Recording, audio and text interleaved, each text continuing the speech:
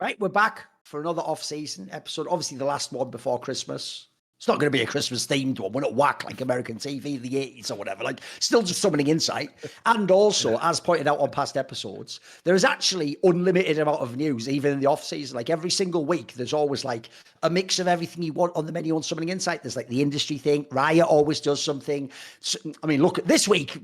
I don't know, touch wood. Has Saudi Arabia done anything this week? I don't know if they have. They might actually have taken a week off. I don't know if they're chilling or what, you know. We've even had, like, it's even implied there might be more, like, award stuff. It never ends. So, as usual, and also this, actually, we're doing a throwback. Because if you remember, Summoning Insight, the show, used to be 90% guest episodes. And then we went to this format where it's just me and Monty. Actually, part of that, if people don't know, it's because we also did, like, a set time and a set day, and we announced it in advance before. If you don't know, the real secret of someone who's booked more than anyone in esports is you have to move with the guest if you want to actually get that specific guest. Otherwise, it's really hard. So we've got a guest for this episode, but as usual, we aren't going to do it old school style, where they're just sat here now, just going, missiles at the mic muted him. I'm going to get to talk 15 minutes. Actually, now what we do is we do all the obnoxious self-indulgent part first, and then we bring them in later to talk about the things they're interested in. Because I don't know, apparently people's time matters or something. You know, and we're going to be dead one day. You know. Also, you know, we may not want to introduce guests to certain topics that might be potentially problematic for them. But as usual, I mean, I think what we have to clear out of the way first, Thorin, is the developments. And by the way, if you're tired of T1 drama, just skip ahead. There's timestamps for you guys. Stop whining about it. It's a 3-hour show. Just don't watch the portion you don't want to watch. It's so easy. But no, Monty, that's not the way it works. You have to understand, if you go into a supermarket, right, to buy oatmeal and milk, and then you walk by a stand and they're offering free provolone cheese, right? So you take an example of free provolone. Then you go to the next stand and they're offering small sausages, right? But you don't like sausages. So you eat one. Oh, I don't like this, though. And then you go, I don't like sausages. And then they go, why don't this place has to stop having free sausages? And the guy goes, you're just welcome to go back to the provolone stand, sir, or to buy another object. No, I don't like sausages, though. Like, that's basically the fans in our channel here. Like, man, by the way, Monty, I actually get this on my own channel now. I do this stuff, which is literally, obviously, the most filler content ever. I even did it, by the way, so that when I want to stream, but I don't feel like doing, like, hardcore content that day, or I'm tired or something, I do a concept which even comes from By the Numbers, called Petty Grievances, where I just take stupid tweets people have said about me and I just roast them in my own inimitable fashion, right? Where I get the juices going and I just do sort of like almost like a heckler in a comedy club. I just roast them, right? When I publish that content, which is obviously just free content, obviously I don't really go, Monty, oh, what's that? Nico's calling in. So, Nico, listen, mate, you have to do it next week, the interview. I've got to do an episode where I talk about tweets. Obviously, it's in no way ever impinging on my real content. Every single one of those videos, Monty, people watch them and then comment like, I don't really like this sort of content though. Why is he so angry? It's like, you just watch all the rest of the content. I don't know. What is even going on here? Like, just watch the other ones. Just don't watch this one. You believe it or not, it doesn't have to not exist because you don't like it. It can just exist and you don't have to watch it. It's like going on Netflix and complaining about... Yeah, everyone else can't get people to watch stuff. I can't stop them watching it. I need to ban people from watching my shit. It's like turning on Netflix to watch Stranger Things and you just feel compelled to watch a cooking show for no reason and then complaining about the cooking show. Just it's in front of your eyeballs for you, but you don't have to click on it, guys. You're on the internet. There's actually unlimited free content. What's mad to me is this, mate. I don't know about you. I'm going to guess you're in the same boomer category I am, Monty. You know how back in the day, obviously no one reads websites anymore. You know, back in the day, you'll get the reference. Everyone had that bookmarks bar, which basically just became like your own archive of the internet because you never ever get to all those bookmarks. Well, in the modern day, I'm sure all the Zoomers can appreciate this. I have that watch later list on YouTube, which is like, mate, I may as well not even bother fucking doing it. And it's in the last 20. I'm never going back, am I? It's like 700 video, and it's probably 4,000 videos long. You know what I mean? It just gets out of control, doesn't it? Mate, I can't even watch all the content I want to watch. Why are they watching content they don't want to watch? But let's be real. There is actually a real reason why, which is secretly, I actually don't want to watch that content. They secretly do want to watch this content. The reality is, T1 stands, for example, really, really do want to know what Dom says about T1. Reckless fans can't handle the idea. Like, it's like they're sat there, right, playing with their Reckless fucking figurine doll with, like, I would do an edgy joke there, but we'll just say, like, you know, a pull string that makes him say a line. I'll say that instead of what I would have said. Imagine with your own brain, could have been straight fire. Basically, they're sitting there playing, and then someone goes, You know, someone saying shit about Reckless. What are they saying? Get up and what's going on? Transcribe, close captions on. Like, fucking, it's mental, mate. Like, just let it go. Just let it. If it's not that big a deal, just let it go. Let it go. So now that we've done with the meta complaining, we can start the T1. This isn't even complaining. It's just more information that's coming out about the Zeus transfer to Hanwha Life, because the latest, because you would have thought that drama, like you said, has done, right? Because you think about it, right? The deal is done. Both teams have signed their players. We've even had sort of the retcon where Joe Marsh sort of made it like, oh, congrats to Zeus and welcome Thorin, and I guess we're going forwards. And even Fake has come out with all his comments where he's like, put it all to bed, and, you know, Zeus was a good guy and I still like him with friends. So you'd think there's no more info could possibly come out. But yeah, basically, the key detail, if you remember previously on T1 Game of Thrones, there was obviously that part where when Joe Marsh addressed Hanwha Life and the Zeus deal, he said that Hanwha Life had told T1. Now, he doesn't say explicitly who, to be fair. I know people are doing a lot of assumptions. But he says, like, Hanwha Life, as in the entity, whatever contact point T1 had, actually told T1/Joe Marsh that there never was a deadline, this famous 3 p.m. deadline that supposedly then someone else claims T1 was 40 minutes late for, and all that jazz, right? So he claimed that never happened, and that was, like, invented by Zeus's agent. So essentially the news, the gist of it just is, within the news, it comes out that they claim they did set a deadline. To be fair, they also don't explicitly say what time it is. They just say they set a deadline, which, by the way, as they point out in the post, is basically standard fare when you're bidding for high leverage free agents and you know that you might not get them. Obviously, funnily enough, Hanwha Life almost in this post, Monty, gives T1 the playbook of how to actually act if you aren't self-entitled idiots like T1 who just assume you get your way all the time. You know, if you go into a deal assuming the other person has, I don't know, the leverage to walk away from the table, this is how you would do a deal, Monty. You'd have your first option and then you'd go, well, I wouldn't going to get left out in the cold and end up like fucking Thorin or something. So if I don't get my first option, I've got my second option, and I'm going to give you a time limit so that if I don't get my first option, I've still got time to sign my second option. So actually sounds like Hanwha Life did it quite reasonably. I'll tell you one thing before we get into the actual meat of this, because obviously it's going to be about T1 and League. There is one detail, Monty, that proves what I have always said, which is that League of Legends Reddit isn't League of Legends Reddit or League of Legends esports or everyone in League of Legends esports. It is just the Fnatic TSM T1 mega sub that pauses as r/League of Legends, so there can never be an r/League of Legends for the rest of us who aren't lunatics who follow those fans. So what you see is every time a piece of information comes out, it is framed and upvoted and downvoted so that it just looks like you're on the T1 sub. So when you even saw that info, Monty, did you see that part at the bottom though? It is mental that the mods would allow this. Remember, mods have removed real Journalist of the Year winning information by claiming this can't be verified. So there's a part at the bottom where, cause Hanwha themselves in their statement, crazy idea, maybe don't editorialize if you put in a news post. You're just a guy putting a news post. Whoever wrote the news post, if you read their comments, clearly a T1 stand. They just decided, cause Hanwha said, like, you know, when this deal was taken by a Hanwha, like our org, and we always follow like free agent rules, they just put in brackets, then bolded that like Hanwha, when they deal in baseball, is like known for like not following the rules. Now, the best part about that is, one, that's also insane. It's just probably not even the same people who are doing both of these deals. It's just the name. It is a fucking insane poisoning of the well, because you're trying to imply that exactly the same people did it. And then are you ready for the next detail, Monty?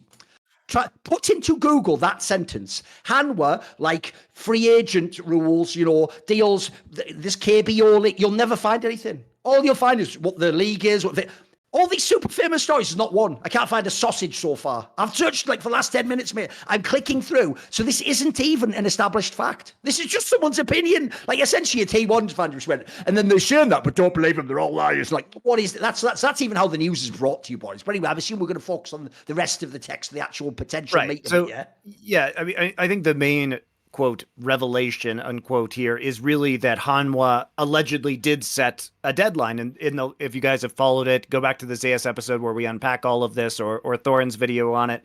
But effectively, there was a claim that Joe Marsh said there was no deadline. Hanwha told me there was no deadline, and yet the stories we've heard from Zeus, the agency, have said there was a 3 p.m. deadline that was actually set.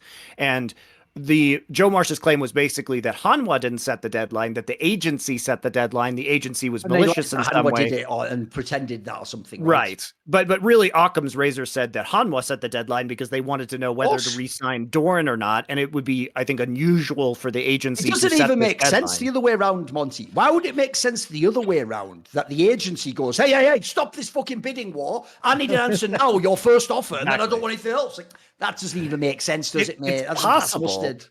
But, it does sound like that Hanwha, and it may not even be a lie. It could have been someone from Hanwha who didn't know who told Joe Marsh. Remember, there's multiple. The obvious angle for me is potentially when he says Hanwha Life told us, I'm imagining Joe Marsh or some other C-suite type executive talks to another C-suite executive at Hanwha, which might not even be the person who did this deal. So they might have just gone, no, we would never do something like that, but they might not know themselves. So it might not be, by the way, that anyone's lying. It might just be that this is incorrect information, a bit of miscommunication. Also, Hanwha absolutely has the priority to say, hey, we need you to say yes or no by this time. Otherwise, the offer is rescinded. That would be very common, right? To set some sort of deadline like that. Monty. First of all, miss me with the idea Joe Marsh and T1 are the most virtuous people ever, and they never lie or do anything to get an edge in business. So in this particular scenario, Hanwha is literally not the agents. Hanwha is the other party involved in this battle. The battle is basically T1 versus Hanwha for the sole, just joke there, the playing career of fucking Zeus, right? And what's mental is basically Joe Marsh is like, yeah, but that can't be true because the person battling me to get that player said that didn't happen, and then they got that player. It's like, bro, will you wake up? And then two, it's actually totally plausible that you would lie. Spoiler, I imagine T1 might have lied in negotiations like this because remember, at the end, you still want the player. In fact, you know what? That's the most genius one, Monty. If I'd set the deadline, not me personally, I've never lied in my entire 23 esports career. None of you can say that. You can't even say you haven't lied in your 23 years alive, most of year 16. But anyway, actually, most of our fans aren't, but the kind of dickhead who complain is. But basically, in that scenario, it's totally plausible someone would lie. Because think about it, here's what you do, Monty, right? I set my deadline. Listen, Zeus's agent, look, I've got to set a deadline. After 3 p.m., if T1 hasn't done an offer, then we sign in with us, right? So there you go. And then T1 calls me up before 3 p.m. Are you ready, Monty? Oh, we're getting some bullshit from their agent saying that like the deadline's at like 3, but the thing is our CEO guy can't get there till like 3:40. Did you guys set a deadline? Deadline? Nah. Tell you what, you can make an offer for him anytime. Then the second that call goes on, right? Deadline's definitely 3 p.m. See you at 3. What crazy, isn't it? But that could never happen, could it? What a crazy idea. Everyone could be lying in this. Who the fuck knows, mate? Well, by the way, we will never know. I hope everyone knows we will never get closure on this. It's just an interesting, if anything, it's an interesting conversation starter, isn't it? Well, I think the other interesting tidbit that came out was that Hanwha's offer was not contingent on doing a bunch of other content. And famously, now part of the reason why T1 has been so successful at developing their god-awful fan base is that they were K-popifying them, doing all these additional things. What they just did. We go and play the big show matches. Yeah, you have to do everything, of course. Yeah. Go to the Red Bull tournament. They're partners with the Esports World Cup, which Hanwha would not be obligated to go to because they're not partners with EWC. But they basically said, "Hey Zeus, if you sign with us, all you got to do is play, buddy. We're not gonna do the dog and pony show that you have to do with T1." And for a lot of pro players, it's probably got like a fucking 6-figure clause that's like, right, you have to mention favorably MBS 3 times a year authentically in media. Like he's like, well, there's one. Like he's unlocked already the 20K bit. So yeah, it's obvious like that would probably have to many pro players that would be desirable, of course. Right? That you don't have to do all of this other stuff. Now it's genius. I'll give them this. That is a very smart approach. Like they have shown that they've made their org. It's not just the success of the team. Doing that stuff has actually had the effect, Monty. Like I can see why they wanted now to do the ZOFGK like branding for all of them, because in many ways they're making it like a K-pop group. It's actually genius what they're doing. Like, look, I think it's dark, but I'll tell you what's effective. Like think about some of the other orgs. I mean, we're talking about Hanwha. Hanwha just won LCK, and they're still like a million miles from even getting this kind of like fan adulation because they just treat them like sports athletes. I also noticed, by the way, they even put an angle in there I thought was very clever, which is when they put all the other stuff, mate, about how, like, we're going to give him the facilities to play, how look, everyone would say that part. That's just generic PR speak. But actually, the part where they were like, and then his chef whipped up his favorite meal, like, that's like, that part actually I thought was interesting, because what they tried to imply there was they didn't make this just like, hey, do you want to join our team? Here's what they tried to make it like as though they did something personalized for him, like, oh, and he's cooked, the chef's just cooked cook your favorite meal. I actually like that aspect, though. That's one thing that's very clever when you're approaching an agent. You know, there's some sports. Sometimes when they do the visit, you try and do that, don't you? Oh, and who's this? Our legendary wide receivers coming in. Oh, I'd like to say what to you. Hey, welcome to the 49ers family, man. Like, of course, that's what you do. It's actually, by the way, that stuff's actually almost telling. Like the way they tried to approach Zeus, like almost like we get signing you for you, not just the guy who won worlds. I thought that was even an interesting approach. Actually, it seems a bit unusual for Korean teams, mate. Yeah, and we know this is important because there have been polls by places like I think The Athletic and stuff does polls where they talk to professional athletes about the quality of the food and practice facilities, and they do anonymous reports from all the pro players in the NFL where they survey them and say, okay, like how would you rate this team's practice facilities, and then they do like the 1 through 32 rankings. It's very interesting, but that stuff definitely does play into players' decisions, right? There's a lot of outside factors. Literally, if you're eating the food you like and doing things you like, it makes you biased to the people who set that up. I've always said this, Monty, you can appreciate this as talent. I've always said one of the silliest things about esports talent work is they will absolutely pay you thousands of dollars a day to be a caster, a host, but they'll then just cut corners on like the biscuits on the table. And I always said, bro, for like this, for the sake of $100 a day, you could make everyone in that green room rave about your event. Do you want to know something real? I won't say which events, but there are events out there I don't even think are good, but I know they've done this for people, and they just had like, the spicy chicken sandwich from fucking whatever, like Chick-fil-A or something, and that was making people, that was a great event, wasn't it? Like the vibes were getting, it's like, no, you just got you the food they want and took us to it, and an after party afterwards, and we didn't have to go and do the rehearsal, you idiot. Like, these are things which are so self-indulgent, like we're saying, but they matter. Like, they actually do, in a way, they create the mind frame for you of like, these people care about me and they're doing things for me and I'm special. Like, that might sound like nothing because people think it's just the dollar amount. It isn't. Like, absolutely, that'll make you biased in people's favor. I think that's actually an underrated aspect of esports, mate. Yeah, for sure. Well, speaking of dollar amounts, if you want to reduce the dollar amount that you are spending on a nice holiday gift for your family, you should check out our latest sponsor, Aura Frames. Now, Thorin and I have raved about these previously. Yep. They're digital picture frames. They are wonderful, guys, especially as a gift for your parents or your significant other. Mate. I'm loving it. Yeah. Already people have activated them and loving it. Yes. Yeah. So if you guys don't know what this does, so basically you could say, give it to your grandparents or give it to your parents. They don't have to be tech savvy. They just plug it in and you hook it up to the Wi-Fi network. And what happens is on your phone, you can just you upload photos to the server and it just appears magically onto the frame. By the way, the frame itself is so intuitive too. Like, there's a feature that's dope, which is you stroke your finger along the top, like you were fetching a page, and it'll go back to the last picture and stuff. So another thing is, Grandma doesn't have to have like a controller. Once it's set up, it's easy. Like, you can leave it, you can do that. It's so simple to use. And you can set it to change every 5 minutes, 10 minutes, whatever you want. You can even put short videos in there that will play at the start of it, or live photos if you guys are used to using those. So it's a great piece of hardware. There's no subscription service, so you don't have to pay for storage. It's just cloud storage forever, as long as you hold the frame. You can give it to multiple members of your family, and they'll all receive the same pictures. I bought one of these for my parents, my wife's parents, years ago, and what we do is we just upload pictures of our kids or pictures of ourselves. So that way, wherever we are in the world, they're both receiving these pictures, and it updates frequently so that they get the latest photos of their grandchildren, right? But it's awesome, even for your group of friends, as we said, make a different folder, just put memes, and you can all upload funny memes, put it on your desk, have a laugh as your friends upload these, jokes to you and each other. There's a lot of applications for this. By the way, that's why I think the most underrated part, I'd almost make this like the tagline or something, mate. It makes you feel closer to people who by definition can be very far away, because I have the same thing. When I see a new photo that I didn't put in there, it's like, it just reminds you of someone in your life that you appreciate, or you see a cool moment. It's actually, I'm sure you find the same thing when you walk past it. It's actually dope to just see what the new picture is or what the latest one is. It's a conversation starter too. Then you just text that person, say, hey, I saw you went to this place. That's really cool. So it really is truly, guys, an absolutely wonderful gift for your family. This is like a slam dunk present for your family members. So trust us. I've owned these for years. I was psyched when we got the request from them to actually, have a sponsorship because I had already used this for years and I swear by it myself. Right. So these are absolutely wonderful. You don't have to have a memory card. There's no USB. Wirecutter, the New York Times obviously named it the #1 best digital photo frame. It's very high resolution, looks super sick. It's like a matte finish on it. Yeah. Looks like a picture frame. Yeah. And you guys can save on it doesn't even look digital aside from the screen. No. That's it. Yeah. Save on the perfect gift by visiting auraframes.com to get $35 off Aura's best-selling Carver matte frame. So that's the model. That is the model you want, by the way. These are the ones I have.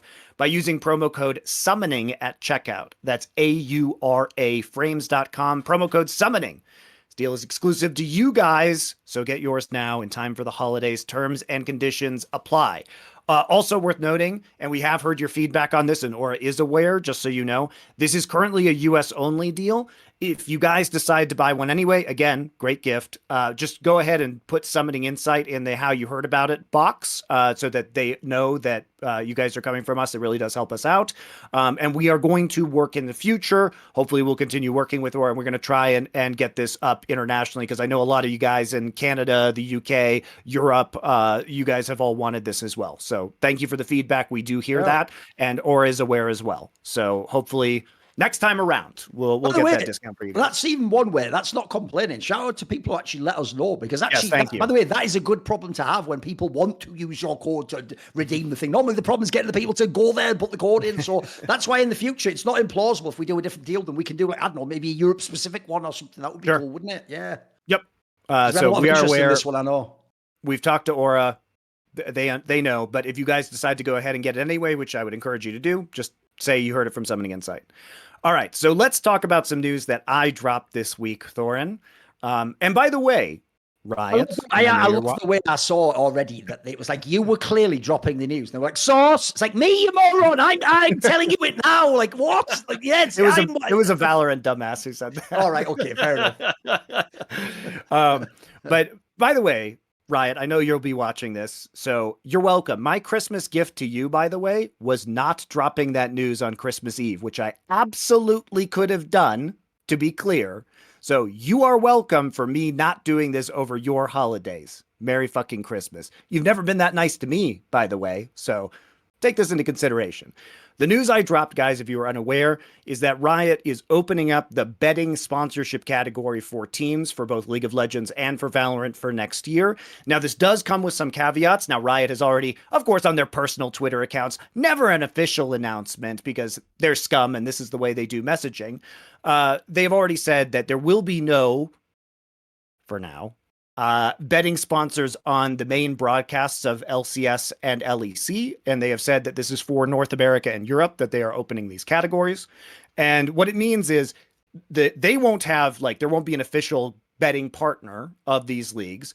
And they will not allow teams to have logos on their jerseys. So there will be on the main broadcast no representation. It's very reminiscent of the crypto thing they did initially, which that obviously ended up dying, so it didn't happen. But if you remember, it was the same thing. It's like TSM was allowed them, but just not on broadcast on the jersey. It's like they were allowed it in any other domain or something, right? Yeah. And, the question then becomes, how could you provide value if you're a team, if your main value is not content creation, which most orgs that aren't like 100 Thieves or whatever, the content creation maybe isn't there in the biggest way. And they've been for years selling screen time with logos on jerseys. The question could be, okay, well, how did they get value out of that? And I guess that's up to individual teams to address.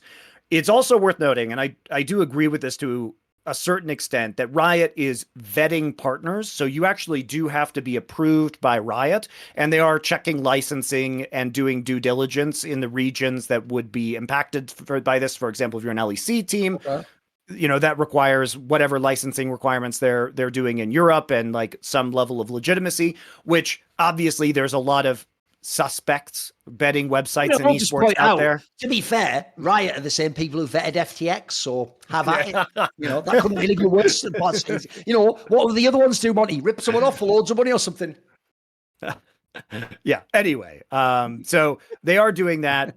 Also, this is some process, I imagine, Monty, is like that old school episode of The Simpsons where fucking Moe is there in court and then they go, "Oh, my laundry is ready," and he gets a giant sack of money with a dollar sign on, like, "Oh, the vetting I see your vetting process has been approved. I just have to take my laundry." Like, yeah, exactly. Yeah, well, that works. Okay. I also will reveal here that I have heard that Riot is going to require betting companies to pay them.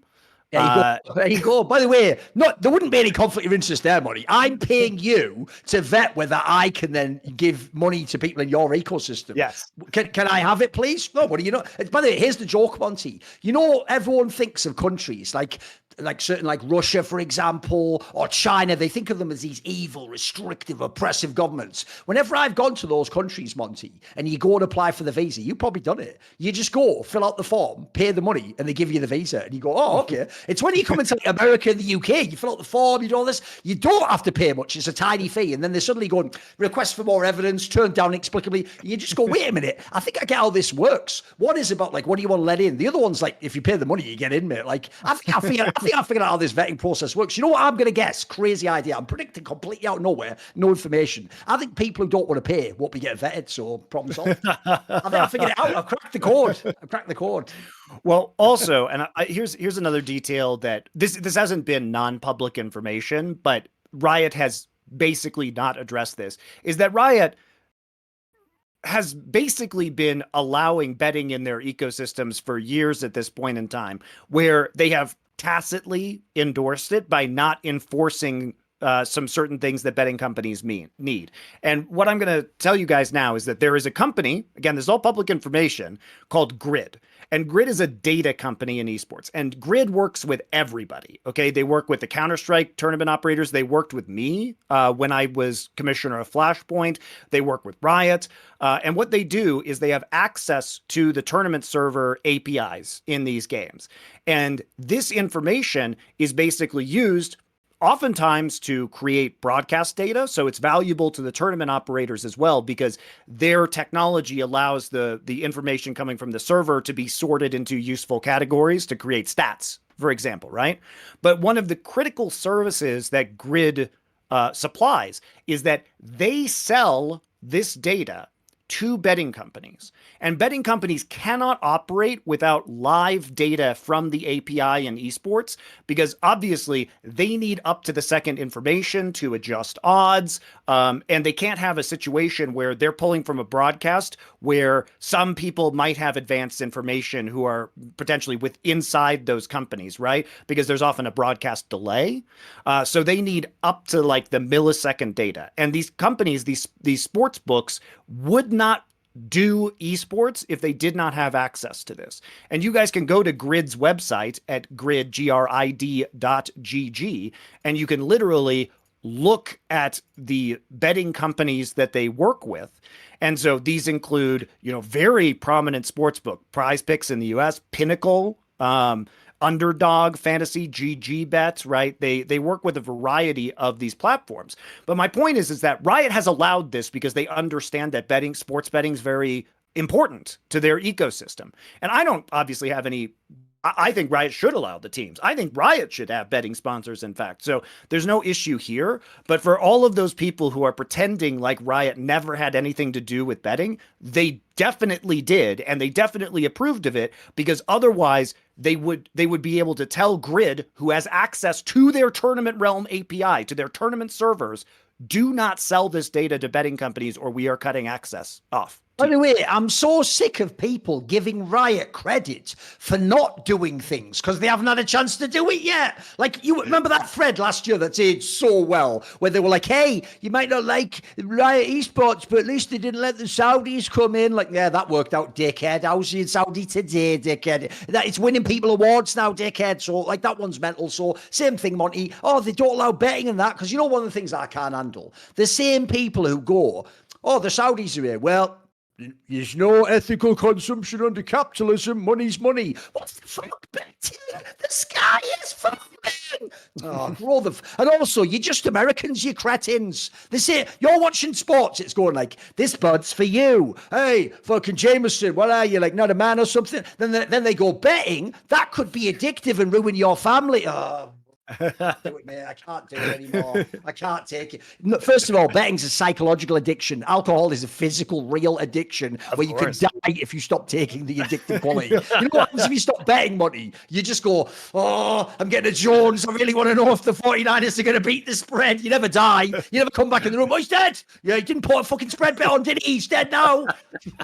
You need to weed him off the betting. You need to make him parlay first. Like, also, I mean, if we banned everything that people could possibly use irresponsibly, our society would be fucking miserable. So. I'm just going to say, you know what? As the fucking lone British person in the call, this was the whole point of the fucking revolution, you imbecile, was to be America and have freedom for individuals and to do stupid shit like smoke the Marlboro Red, eat the fucking donut, go, you commie bastard, Ruski, and then fucking watch American sports ball where a guy grabs a ball in his hand and you go, yay, football. That's the most American shit of all time. And you want to stop it. You are anti-American. You are traitor to your country and you are a disgrace to your ancestors. Well, if it was people like you around, this show would be called Ye Old Summoning Insight. I'd be running the whole thing and Monty would just be part of the colony still. So which is it? Do you want that? Do you want to be repatriated or do you want to allow betting onto the LEC?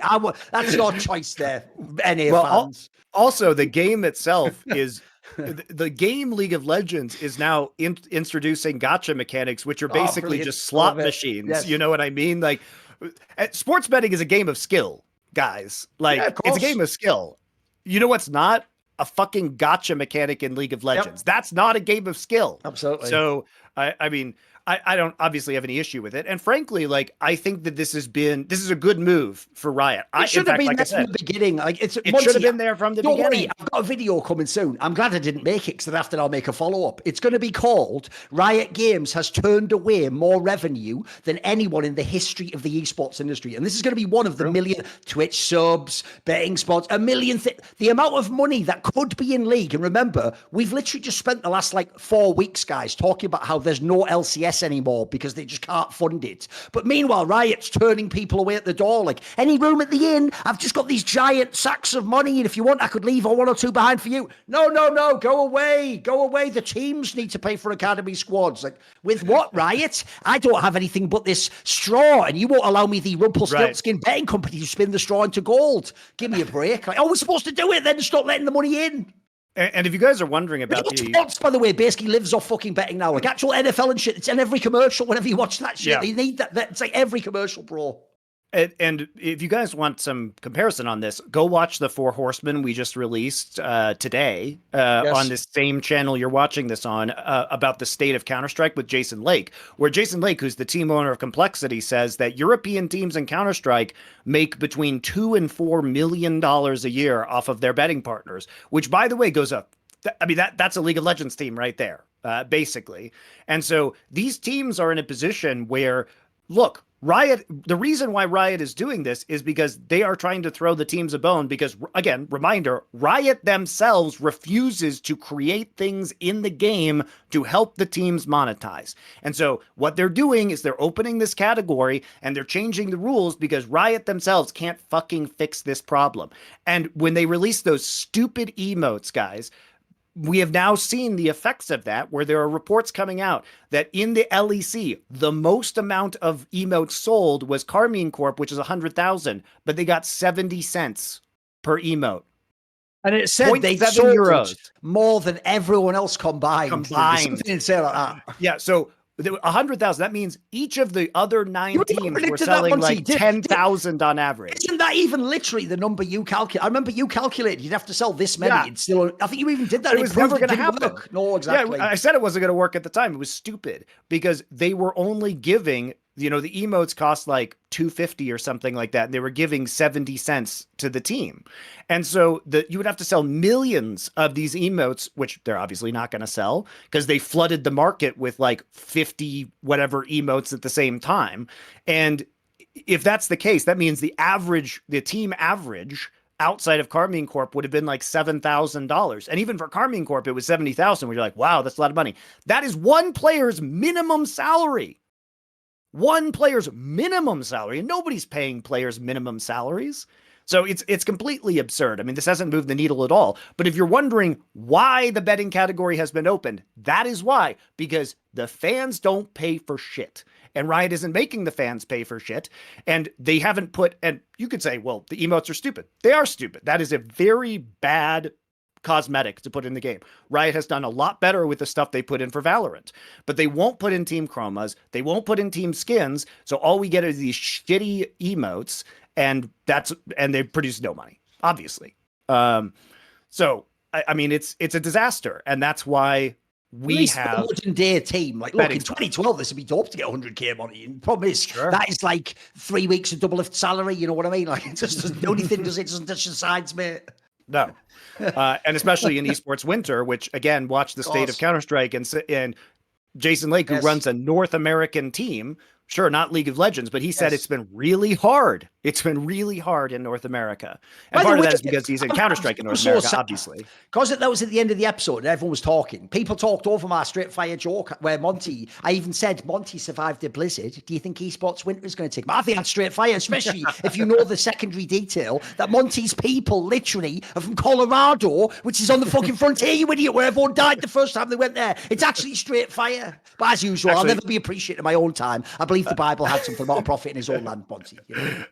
Actually, Thorin, my people, the people of Colorado, saw the Rocky Mountains and said, fuck that, and just stopped. Right. It was the rest that went on to California. And that, right? Okay.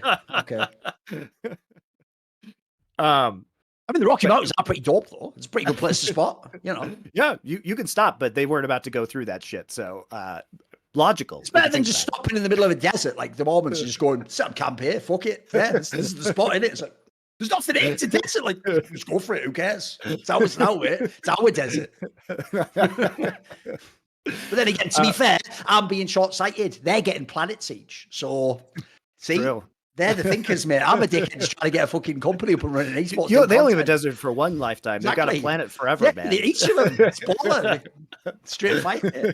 That'll be Riot's next move. They'll actually allow people to have planets in the afterlife, as many wives as they want. Eventually, when they have to get down, there's nothing else to offer all the teams. Then Jack's like, can I just have a fucking sponsor, for fuck's sake? Can I just do that?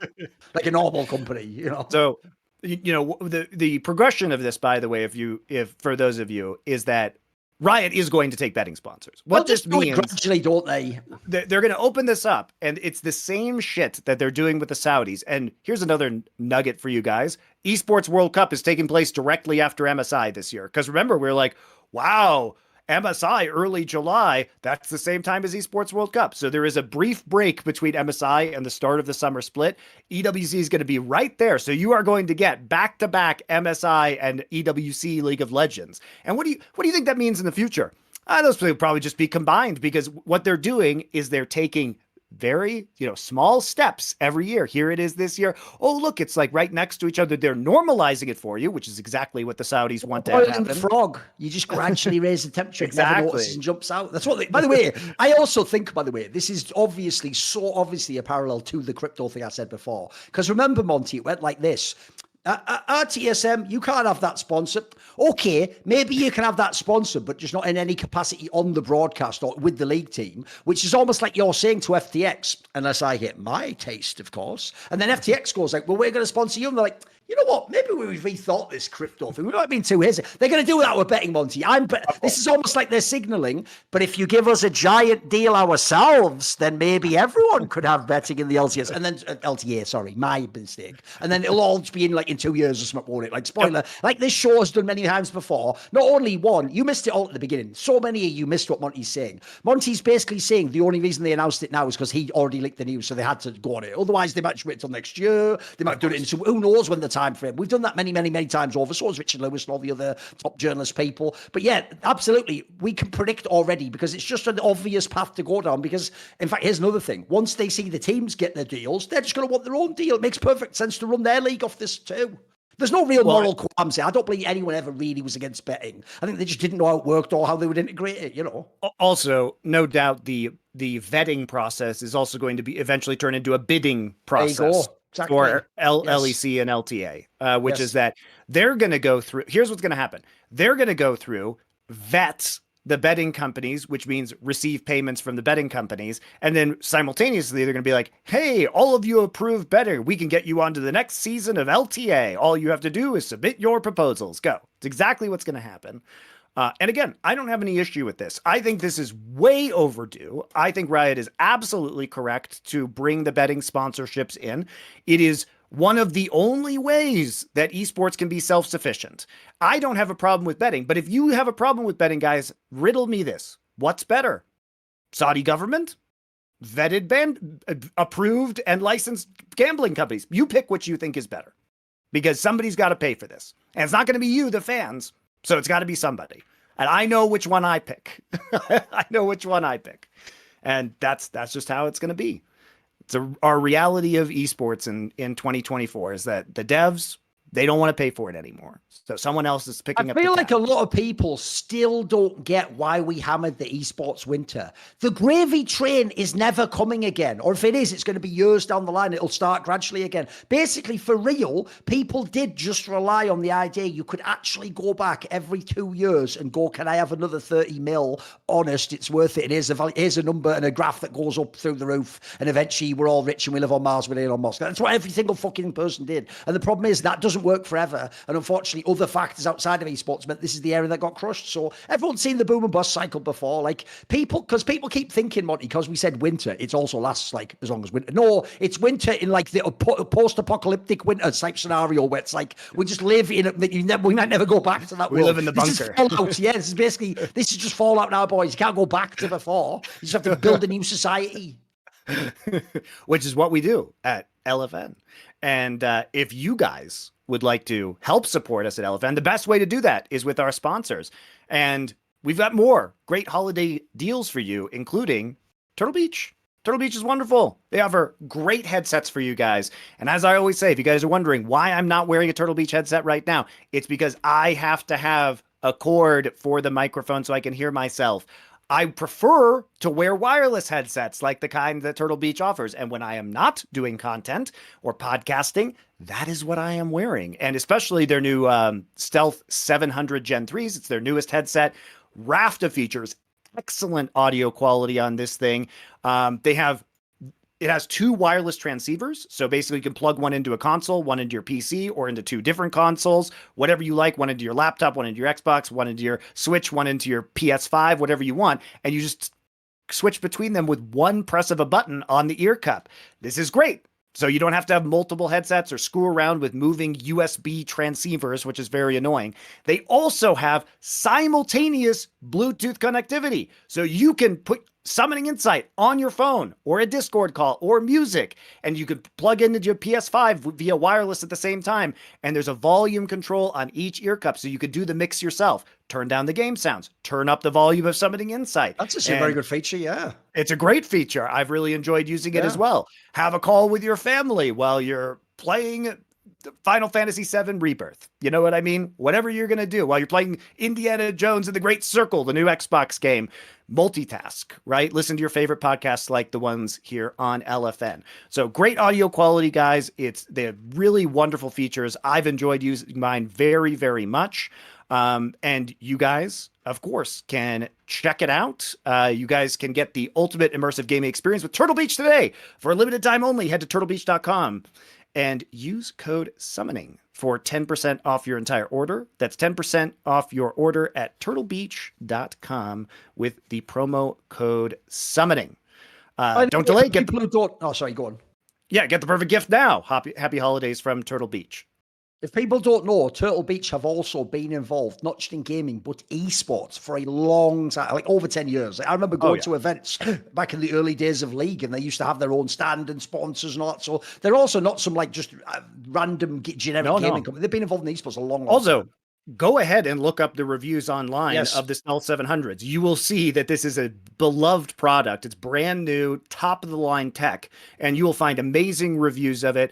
I've seen some questions about people with glasses. I don't wear glasses, but I've seen reviews of people who do saying that it's very comfortable to wear with glasses, which is obviously a key point. Super lightweight. It has 80 hours of battery life. This thing never runs out of battery, and has quick charge just in case via USB-C. If you happen to run out of battery life. So really great product. And as Thorin was saying, Turtle Beach has been in esports for years, but so has Rocket. And you guys might remember Rocket in the LEC. They made keyboards and mice.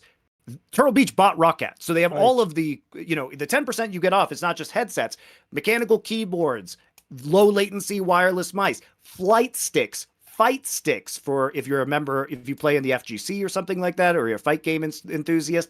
If you play F1, they have entire like racing car controller kits. Right. It's wild what they got. So Sure. check out turtlebeach.com. They have a bunch of really cool stuff, and obviously enjoy the 10% off. It's another great gift for a gamer in your family or yourself. Get yourself something nice for Christmas.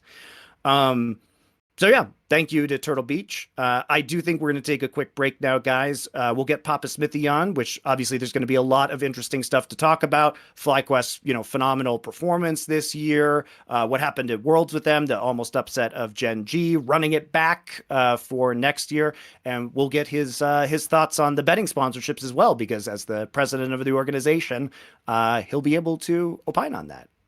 So we'll see you guys in a couple minutes. We're back, and we've got a guest as promised. It's actually someone who technically could be. You might be the person who's been on Something Insight the most. I think you've got to be up there. We haven't had Yamato that many return would be guests. the other one. Was Yamato? I guess he could be from more recent times, but I think you'd be up there. You must have been like up 4 or 5 times at least. In my 3rd time, I think. Okay. I came on a long time ago, probably like 2015, like when I was just starting as a caster on. I might have still been LPL before I moved to LCK. Oh, right. Okay. At that time, and then a couple of times in between. But surely it's like people who have now become like LFN people, like Dom. Obviously, was a pretty frequent sure. guest. I mean, Yamato's in that sort of group to me anyway. So, but no, anyway, obviously the guest is PapaSmithy of FlyQuest now, not 100 Thieves. El Presidente. Used to be. Which, I'm just going to quickly talk about this before we get into your take on the betting sponsorships. In a theoretical universe where LTA teams could have betting sponsorships, what would you think about that? But first, I do want to get over a misconception that I see very frequently about you, Papa, because you were obviously very famously the 100 Thieves GM, which is that people are like, oh, this is, all of FlyQuest's failure, especially last year when it was obviously rough going for you guys, even though I think if you looked at the players you picked up, objectively, when you made those moves, they were excellent moves. Everybody predicted to do very well. Yeah. But they kind of are like laying that at your feet as if you are the one hand designing the team still. When you're the president of FlyQuest, you oversee many esports competitive divisions right now. You literally hire GMs to do these jobs, and people still think that, you're the one doing the day-to-day like team management and player signings.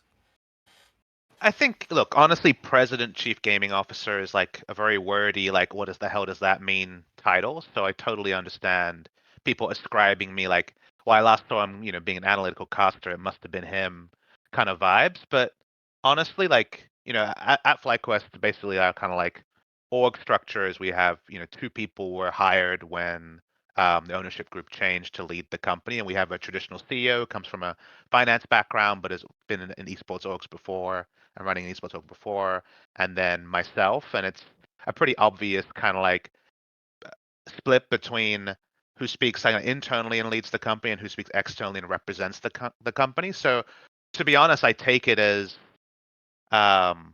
if people want to like call out a FlyQuest decision, it's probably the most constructive thing to just call me out. Like I'm the one who's you're tanking the aggro. You're tanking the aggro. But that sounds like I'm like a Trojan horse when in reality, like to different degrees on every single decisions, I went from being a like, looped in to a decision maker, to a final decision maker, to a contributor at the lowest phase. And that's one of the hardest things about coming in as like a league expert and then hiring a staff below you is there's definitely times where you're like, busting to like overrule something or things, but then it's like, oh wait, there's like 5 people in the like org chart between where I feel like I want to get involved and where I am now. And the moment I swoop in the first time, everyone's gonna be like, wait, should I wait for PapaSmithy to talk rather than what these people you wouldn't below? just Reginald your League of Legends team, just wandering in there?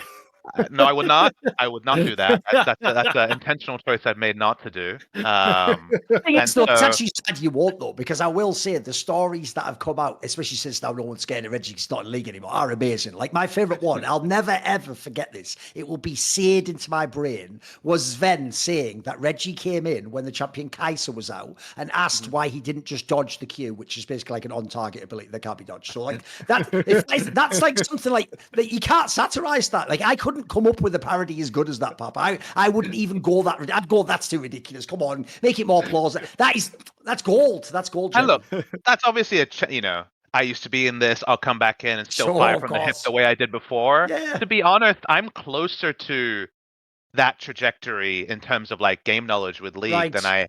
than I feel good about. Like I don't Well, like you're doing the play right the thing, keeping game. yourself out sometimes. Then, yeah, Exactly. you got to extricate yourself. Yeah.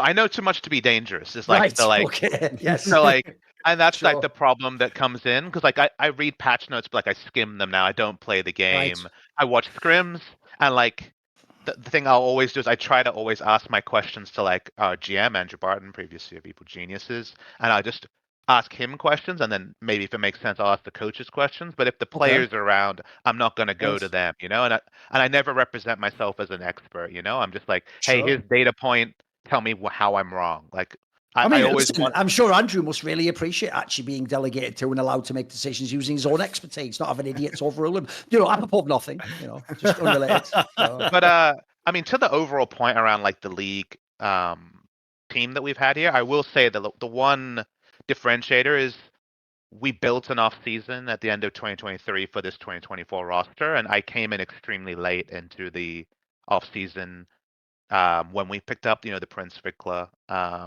roster. So because I came in late, because I was taking on business roles for the first time, I had to distance myself on a lot of the league stuff there, and that's not me trying to distance myself from the results. I still feel complicit in all of that. It just the difference here was I was there from minute one on what happened this year, so I feel like I can speak as a inside person rather than outside person. But if I ever jumped on a show like this last year, I was kind of dissecting or trying to work out things from like a removed perspective or from like my 100 Thieves bias into a new company perspective. So it's just a little bit of a differentiator, like I have played a much more inside role this year because understandably we spent a lot of money. We finished ninth. You can't even finish ninth anymore. That's like there's only 8 teams. So like we really okay. fucked it last year. And Okay. so, very It's a much trivia. very much my But performance review. My performance review was like, we picked you up to do a business competitive hybrid. We appreciate all the like strides you made in terms of business, but like this company requires us to have a strong League of Legends team. Can you please make sure we have that next year? It was like a very fair mandate. Honestly, a lot more even keeled than we earned. And so I feel good that like obviously we've made big strides Well, towards it.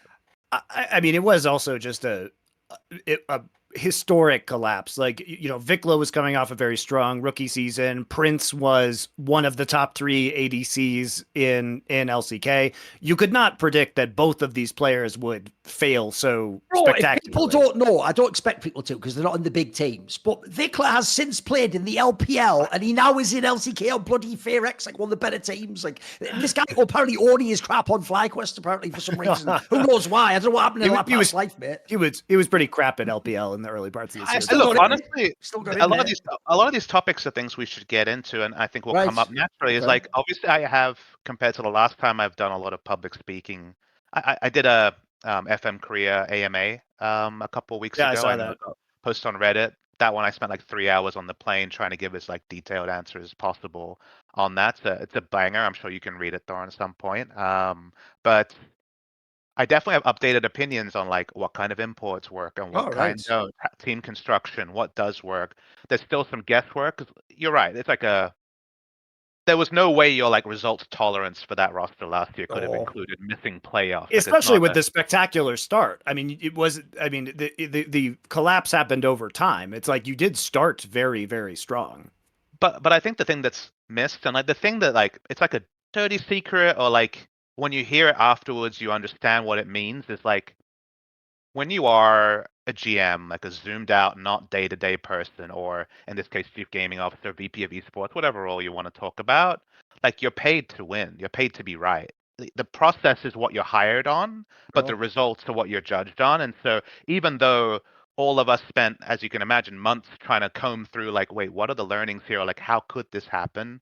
With a lot of half answers or like kind of indicative things, but no smoking guns. Like at the end of the day, if I was let go at the end of year one, I think it would have been justified just because you pay for results, don't get results. And the amount of patience or tolerance or long-term vision you take is extremely dependent on kind of like org structure, funding, things like that, you know? So like I felt very a big vote of confidence to be given another year. And Thorin will know that vote of confidence is like the Premier League dirty term where it's like, Of oh, we give a course. vote of confidence to the manager. Yeah. Because that means you lose It's your one more last chance. game that we don't like, you are Exactly. Yes. fired. And like Exactly. and that's I don't Yes. think that's what I was given, but that's what I took away. Like Right. my urgency to improve was like 9 out of 10, regardless of how it was presented, because I hold myself to higher standards. And so at the end of the day, like you can finger point, you can finger wave, like I was the head of a deeply unsuccessful project, and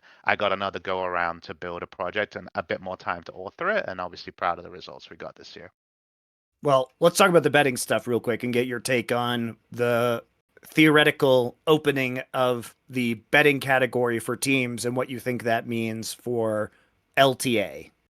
Yeah, I mean, obviously Waylon like publicly posted about it, right, as a senior Riot guy, so feels like it's a topic we can talk about, even if like a lot of it's still in flux and a lot of the details and updates come in emails because it's a new category for Riot to open if they indeed are kind of like following through that process like they've indicated. And I think the truth is that a lot of people have kind of heard that the kind of like Riot payment structure or like in general how teams make money from Riot, the revenue there is going down year to year from where it had been in 2024 to 2025, and then gambling being opened as a category is one that you forecast as being a pretty lucrative category. So I think at the end of the day, a lot of the roster assumptions for teams that how rosters were built a year ago, the financial model we were looking at, the moment you get told, like, by the way, there's less money coming in next year, a lot of your assumptions and math and kind of like the financial viability of things changes instantly in a way you can't really react to if you sign multi-year deals, right? If your deals were with players that extended beyond November 2024, they were negotiated under one auspice that had been kind of like consistent since the start of franchising and then changed basically overnight. And I think the gambling category, while kind of like no deals have been signed or anything like that, does seem to be a way to finally like justify kind of continuing with players and running back. It would be impossible for us to run back rosters and full staffs if there was little confidence that kind of like the financial reality in 2025 was going to be more rosy than it appeared 4 or 5 months ago. So I think bringing in gambling partners is like a necessary thing, I think, to allow league ecosystems to straight line. Otherwise, the correction, and you guys have probably heard that, player compensation year on year for a few years now has been changing, especially in North America. Like, again, if there wasn't something like this, I think it would be even more dire than perhaps it appears to some players already at this point. Yeah, by the way, I'll just say that's one area people haven't sort of updated the meta of what like Western League of Legends is. Because I've seen a lot of people, for example, with that Jojo Pion move to Mad Lions, like, wow, this is so bold. And like, if only Doublelift had done this, I'm like, bro, Doublelift used to probably make like 10 times what the best LEC pro made. And his team was comparable. And the league was huge. And he knew if he didn't join TSM, he could join Team Liquid. The point is, if you're Jojo Pion, I actually don't know how many choices you had. Did we even have a team as good as C9? Probably not. FlyQuest's TL have got the mid lane. So actually, believe it or not, guys, it actually might have just made sense on every level for Judge. He might have got more salary, a better team. He might even prefer the environment. Like, there's actually a million upsets. It's not actually as crazy as it seems. It's just that's what the LTA is now. It's a smaller region, unfortunately. I think there's an easy way to paint that as like, a fall from grace and like really like hammer that home as like a very negative thing on what the LTA is today. Like, and definitely in terms of compensation, you're correct, Thorin. Like, I think the LTA North, I guess we're called now, I'll still say LCS interchangeably, will lag behind an average player compensation compared to the regions that we're compared to, right? Which is like NA, it's EU, Korea, and China. Like, I do think that we will be the fourth. You could also say it was highest. always overinflated before, though. Like, it maybe needed the market correction anyway. it's always awkward to say because in reality, like money was flowing in, venture capitals put in money and wanted to see certain results and certain finishes, and Sure. the players took what they could get. So I agree, but like, what is the value of a player? Like, if you want to start drilling down to like, the percentage of like sponsorships or the Riot revenue they deserve and things like, it's easy to get cynical on both ends, right? So Of course, I yeah. I don't profess to like use any ultimate things, but ultimately right now, the thing I feel the best about is, at least at my eye line, which is obviously a kind of FlyQuest, and in general, if I speak to other orgs, going to be the other orgs like competing for top one.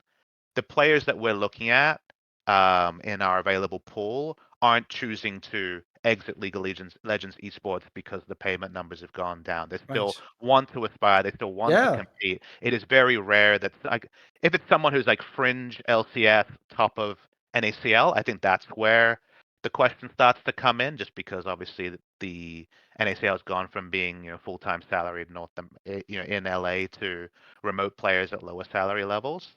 I think that's where the questions have come in, but at the top level, it still seems that we're able to attract and keep strong players. Like You could having even argue, by inspired, the way, that's the positive of the market correction. You tend to have then people who are already there at that point for the money leave. Like if someone, I won't say certain names, but if someone was a big name player who was going to hang on one more year, but they don't really believe in playing the game or developing their teammates, all that jazz, then maybe they do need to leave, and maybe they're replaced by someone who actually, it turns out, could be as good and was more hungry, and is they're not only doing it, they want to be competent, but they're not only doing it for the zeros on the check, right? yeah, and I think for me, like one of the things that we wanted to share in January, February that probably didn't do the best job showing. I was really sick in December, January, so I couldn't record kind of like a table setting for 2024 kind of video like I intended to.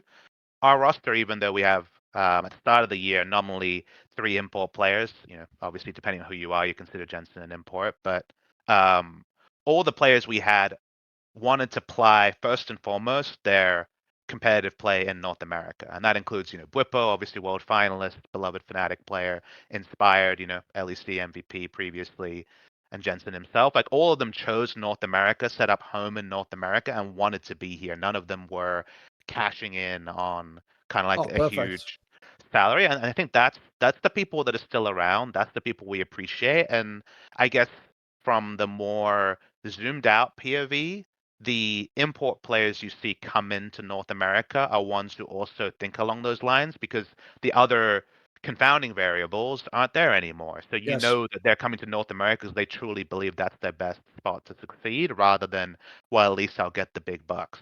Yes. Right. I want to follow up on the betting question, because now as an org, the way that orgs have typically done sales is off of, here's our logo placement on the jersey, we charge X amount of dollars for this thing, and it's very carefully tracked by services like Nielsen that say, hey company, your logo appears on the screen for X amount of time, and that's not going to be an option with the betting sponsors. So presumably teams are going to have to figure out alternative advertising strategies. Are you concerned about that at all? And because obviously, like, not that teams can't do it, but it's like it's not really in the wheelhouse of most teams' sales, and you may not be able to get compensated the same amount as, say, a Counter-Strike team. And obviously, your Counter-Strike team is sponsored by a betting company, so you know this very well. Yeah, I don't want to represent that I'm like in the weeds on kind of all the deliverables that we're discussing with different partners or anything like that. Every partner is a little bit different in terms of like what they prize, whether it's like Sure. they're completely about the logo, then obviously that would be kind of like a huge thing there. Otherwise, it's about activations or conversions or kind of like CPM or whatever it happens to be. So I will say that, like you mentioned, we do work with a partner on the CS side, Leon Bet, and when it comes to CS, and I'm sure Thorin knows this, like every country is very, very different on whether you can show the logo or not. For example, Shanghai Major, China, no gambling sponsors. So either you had a fresh jersey that didn't have them on, or some teams will like kind of go the more cynical route and have the like black tape over the Yeah. logo. You just can't have it there and you can't activate. And then it's like, okay, does that mean that the biggest kind of viewership event of the year you have no coverage? Like, no, it doesn't. Like, if you look at other orgs, for example, C9, for example, whenever they post like our player of the game was Heavy God, for example, in CS, they'll use a picture on their socials of the player in the betting logo jersey, which of course would be an option for Yeah. an LTA team to do when it comes to their own coverage, knowing that it Yes. won't be on the broadcast and it won't be on Riot socials. We did post-match interviews with our players in Shanghai. Obviously, they can go to the hotel room, change from the jersey they have to the one with the LeonBet logo on it, and do a jersey there and do an interview there. There are a lot of other ways to activate for the partner to ultimately raise awareness for them. So I think people will just have to get creative. The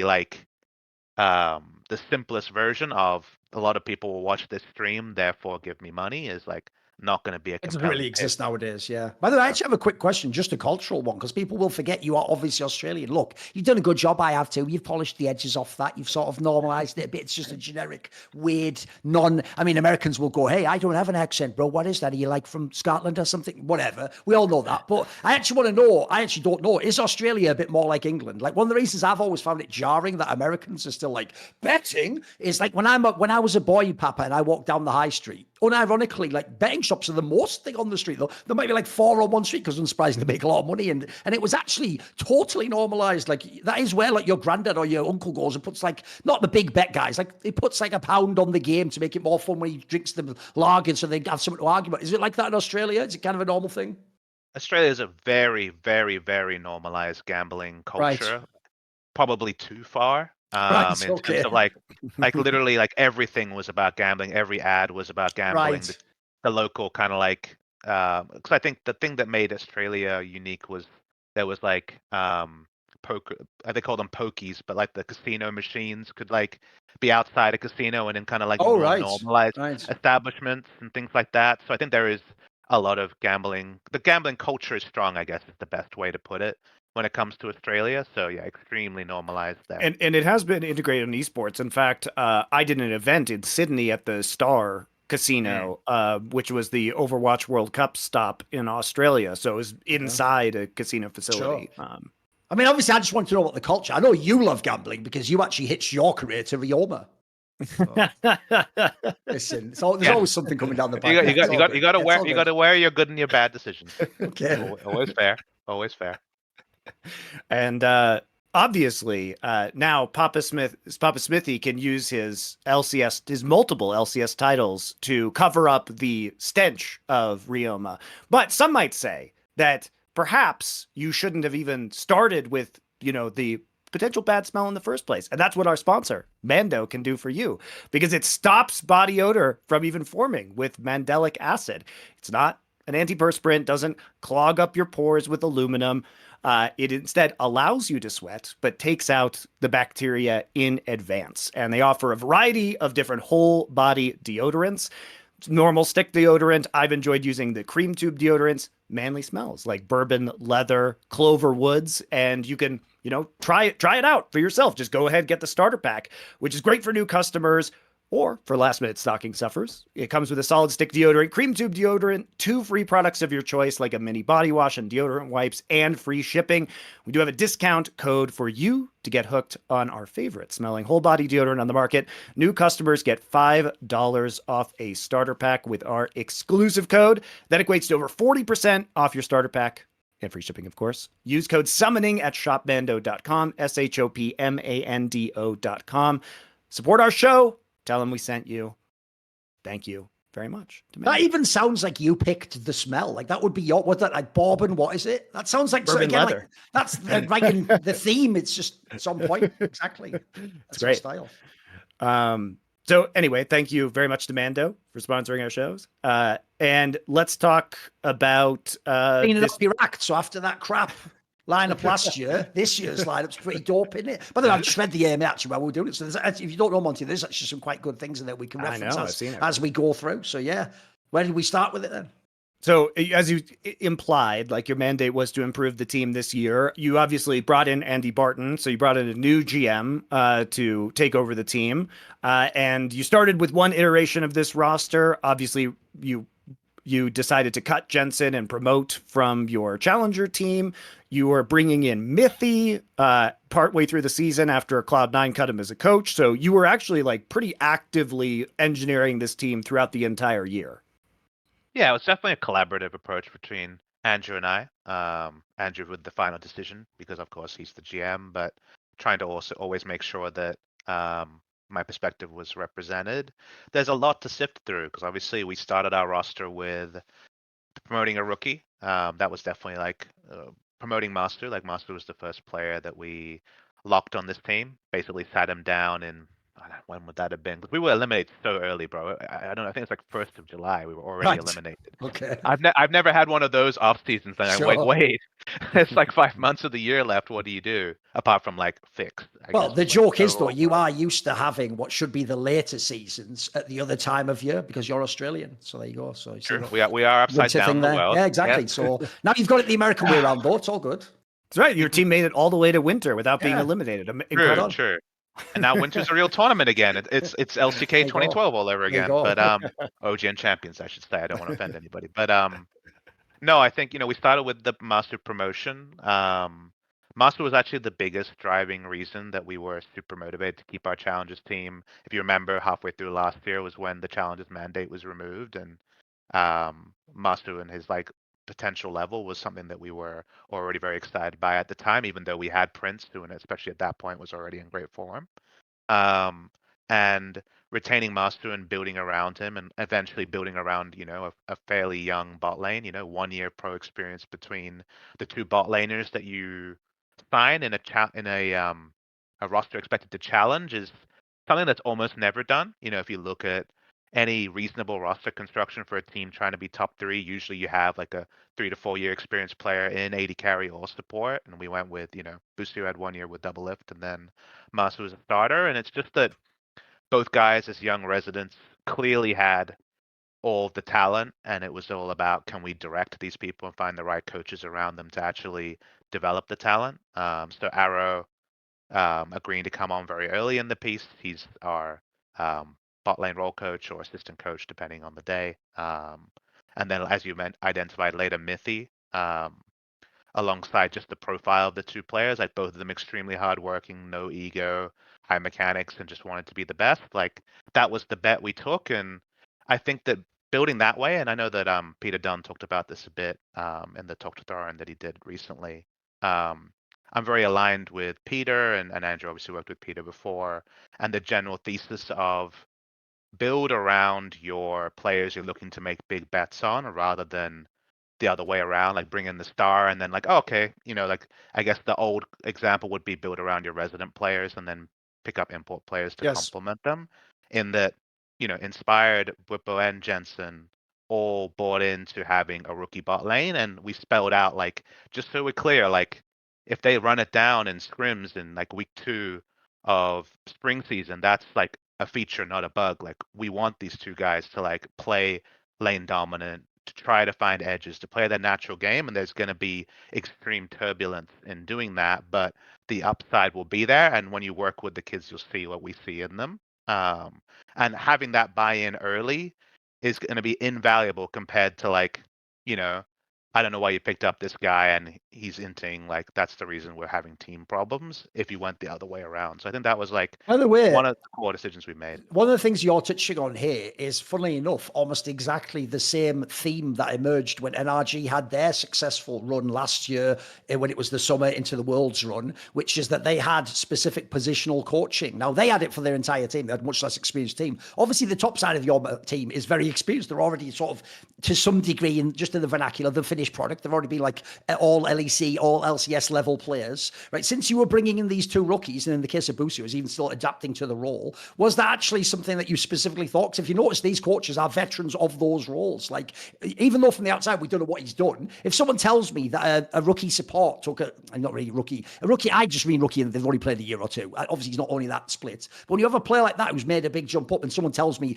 oh, Smithy was working him, suddenly, even if he had done anything, that seems to make sense. Was there actually like a forethought in that sense of like, that's a way I can also take some of the risk out of bringing the rookie in or the inexperienced player? Yeah, I think on a simple, like, another way to phrase it is that if you really understand what you have, you know how to set it up for success. And Right. someone like Inspired doesn't want/need a role coach for jungle. Like he already is a student of the game. He's a film first, practice second person. People know that his like main account is usually. I think you might guys have missed it, but in the pre-show for summer finals, they showed like Inspired solo queue account, and his like top 5 most played champions were like 480 carries and Talon, like Okay. because he doesn't play on roll champs in Right. solo queue, and he still plays games to keep his hands like warm, but he doesn't play on roll, and guess what? He doesn't need to. Like, have you watched this guy play? It's fucking cracked. So that's one of those things where it's like if that's Busio or Masu and he's not playing his like 25 games of 80 carry, then you're like, wait, what's going on here? But when it's Inspired, you don't have the same kind of queries. So I think it's really about what people need. And with Alan or Busio, I've been working with him since he was 16, 17. So I've worked with him a long time. I worked with both these players in academy before.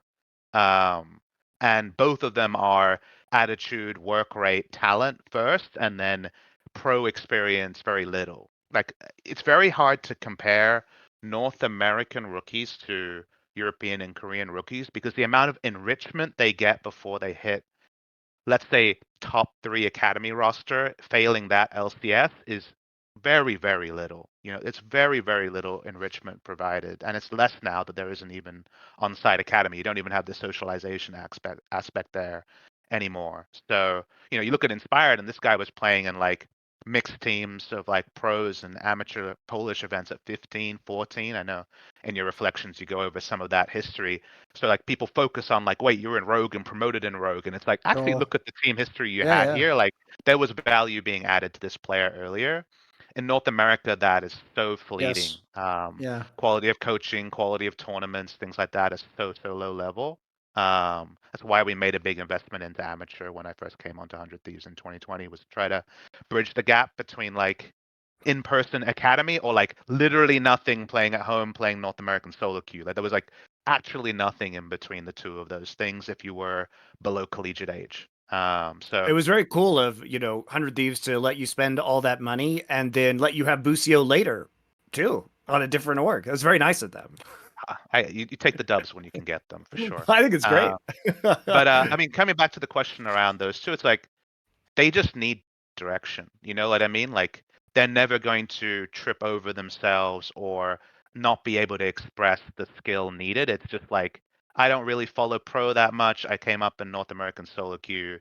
You tell me that I'm talented. Like what do I need to do? And like Arrow was someone who I had been trying to pursue for many, many years. But he was more interested in kind of continuing his playing career and trying to aspire as a resident player, especially, to stay in the LCS. And I'm never going to be someone who tells someone to retire. I'll never do Sure. that.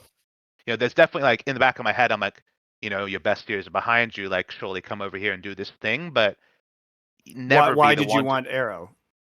I mean, it was Golden Glue previously, obviously now Coast of 100 Thieves, same scenario, but with Arrow, his reputation for what he provided the players he worked with was unbelievable. You guys might forget, but he actually played in North American Amateur a couple of years ago when I he was remember, like yeah. just getting his green card and like didn't have a role. It's before he was like in between, I think. He ended up on Immortals Academy and LCS afterwards, but he was like in a transition period and he just wanted to make things work in North America. That was what he wanted, and he was on Wildcard working with very young rookie players, and they had a second team, I think, a developmental team as well that like Manui and some other North American players were on, and everyone was like, "Holy moly! Like he's a player on this like high achieving amateur team, but he was spending time with every single player VOD reviewing and giving up so much of his time, despite being former LCK champion, former LCS um, MVP of the league Yeah. or whatever it was. He was, yeah. So he just had a wonderful reputation. And have you ever met him, Monty? Did you ever spend any time with Arrow? Like, You know. because I know he's like been around KT and the scene for a while. Always spoke a bit of English now, obviously great English, and he's a super cheery, supportive guy. Like he's like the dream I coach think I had candidate. dinner with him in Korea one time, but that was when he was on KT Arrows. Yeah, So it was a just a long time dream ago. coach candidate, and so that's what we basically did was we had Masu under contract, obviously, for the next year. Busio's contract was coming up, and Arrow was looking to transition out of playing and kind of like sold him on the coaching opportunity when I was in Korea doing my visa run around the same time. And I was basically like, there was still uncertainty. Busio had a lot of offers. I think he had ended up having like more LCS offers than there were teams in the league. for this year. Okay, I think that's he had like impressive. 9 offers basically. And but obviously, had experience with me, and basically I sold him on like, hey, come together with this bot lane with Master makes sense. Obviously he played a very much a follower role with Double Lift the year before. I know he wants to like innovate and be a leader, and I was like, you actually amusingly going to have more experience than your lane partner, but you're going to see the same things in Master that we see in you. Like, you guys would be a great match. And then to Arrow, where he was still kind of like working out what he wanted to do, it was, this is exactly what you want. You're a leader, AD carry.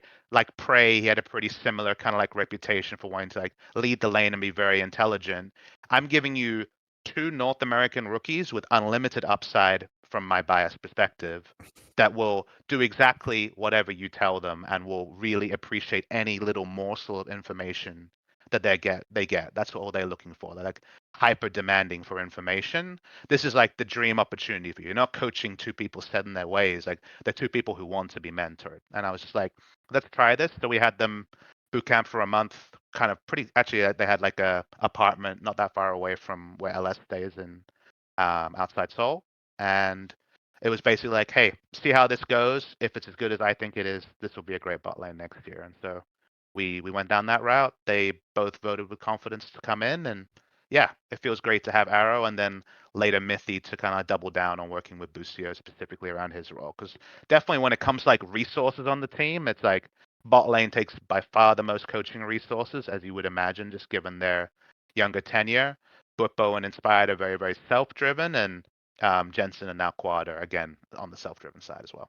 One thing you said in your FM career, AMA, is that essentially you actually specifically said this, that when you were picking players, one of the criteria wasn't just like, do you have hands, are you good at the game? It was actually essentially receptiveness or being open to new ideas. And crucially, you even said basically the famous line that LS always has: you didn't want the people who go, oh, I built this because Trophy built it, or I saw they don't play that at the top of the Korean solo queue. You don't want like reductive thinking that way, which, by the way, that's not even a shot at anyone specific. That's most players, I've got to say. So that's actually a very different approach to recruiting than a lot of the people I've heard. Like, I won't mention teams, but I think some teams do just go on, this guy's high in Korean solo queue, or this guy's got a crazy hands, or wow, did you see him in that team? And then they sometimes put a squad together and find out no one can think outside of the box, or people do just want to do the meta. In light of the fact that people remember part of the World's run was based on having unique ideas to the draft, or what's strong, or what works for us maybe only, and not even our opponents, as you might have seen from what Gen G and some of the other Asian teams thought with their bans. Like, do you think the seed being planted at the beginning was actually part of that? It's obviously a great through line now, but was this something you were considering when you made the team?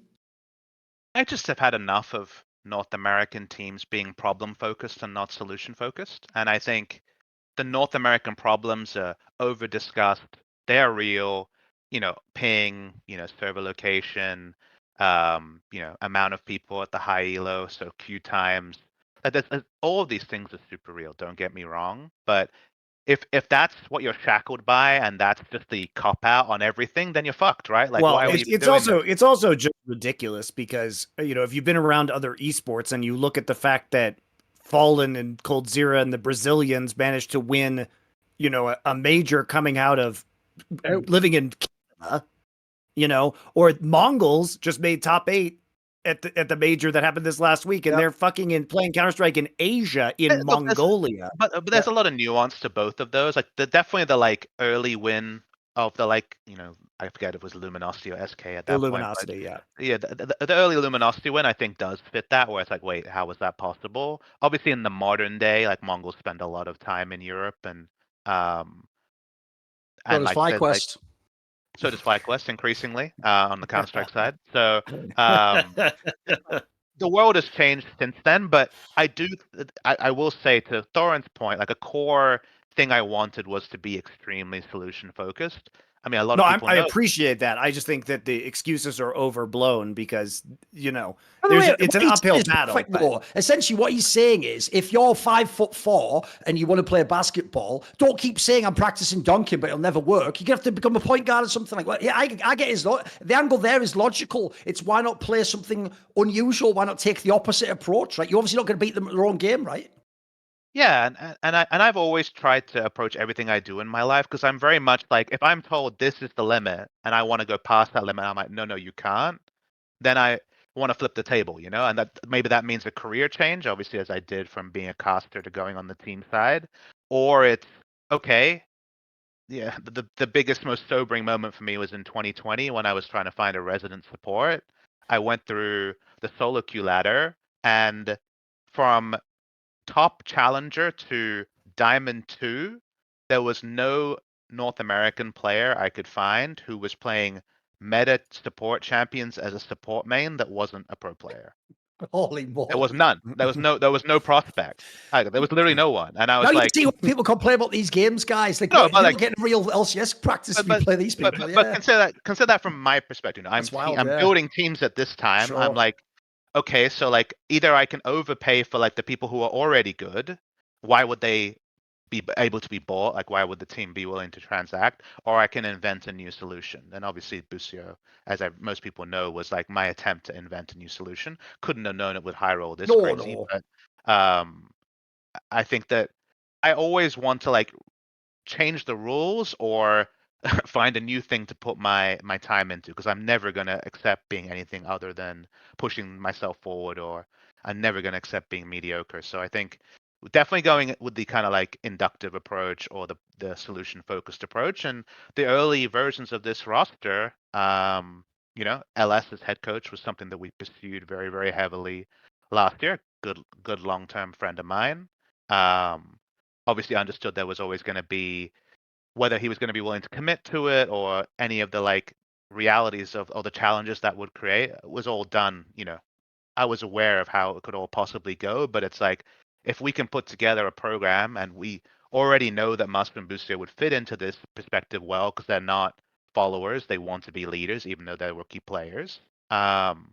And for a mid lane player, obviously Nemesis was a name that was linked to us, and it's another independent thinker who's going to try to make the most of scenarios. So, something like Bwipo inspired Nemesis, Master Busio was the sort of roster that we were kind of thinking about in the first iterations with LS Coach, and that didn't come together. And in general, what we were trying to push towards was this ability to be solution focused, not have those scenarios where, because I've been in teams where it's like, hey, can we try this champion? Well, Ruler's not playing it, so why am I going to play it? And it's like, the moment that it ends there, because you can obviously come in and like try to push why that's like not a great thinking path because it's too limiting. But if that's kind of like where the person is at and that's what's found them success to that point, that's not normally a rookie player mindset. That's normally an experienced player Yes, mindset.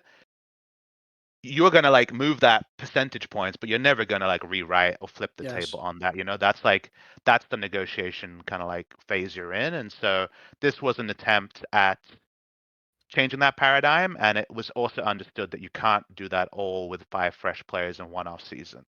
Somehow we've been able to ultra high roll on that premise, and like obviously find a lot of relative success in making top 8 of worlds and winning an LCS split with that as like a North Star, Thorin. But it's also something that we're going to continue to be self-critical on and improve on, and this it's definitely By not the something that way, I take for obviously, granted. I want to let Monty get in, but I have one last question along these lines because it has to tie into this, which is one thing that you have to take credit for, though, is I think actually a lot of people who are on other teams might actually, after the first split, have listened to fan responses and critical responses and just replaced Busio and said, right, I've got a good roster here. Everyone's telling me it's only one position's lacking and the ADC sick. And that's actually where, instead of you guys gambled and doubled down, and obviously he actually flourished and perhaps even became better than people even imagined. But I think a lot of people, me and Monty follow the NFL. In the NFL, they pull you straight away if you're the quarterback and you have like 4 bad games. Like, people don't know, earlier this season, everyone was talking about Kirk Cousins at the Falcons. He doesn't have a job now, if you don't know. He's just sat on the bench watching people like that. People yank you pretty quickly. And in fact, sometimes when you're close to the top is when they'll tell you that's going to get us over the hump. So can you give us some thoughts on this doubling down in that scenario?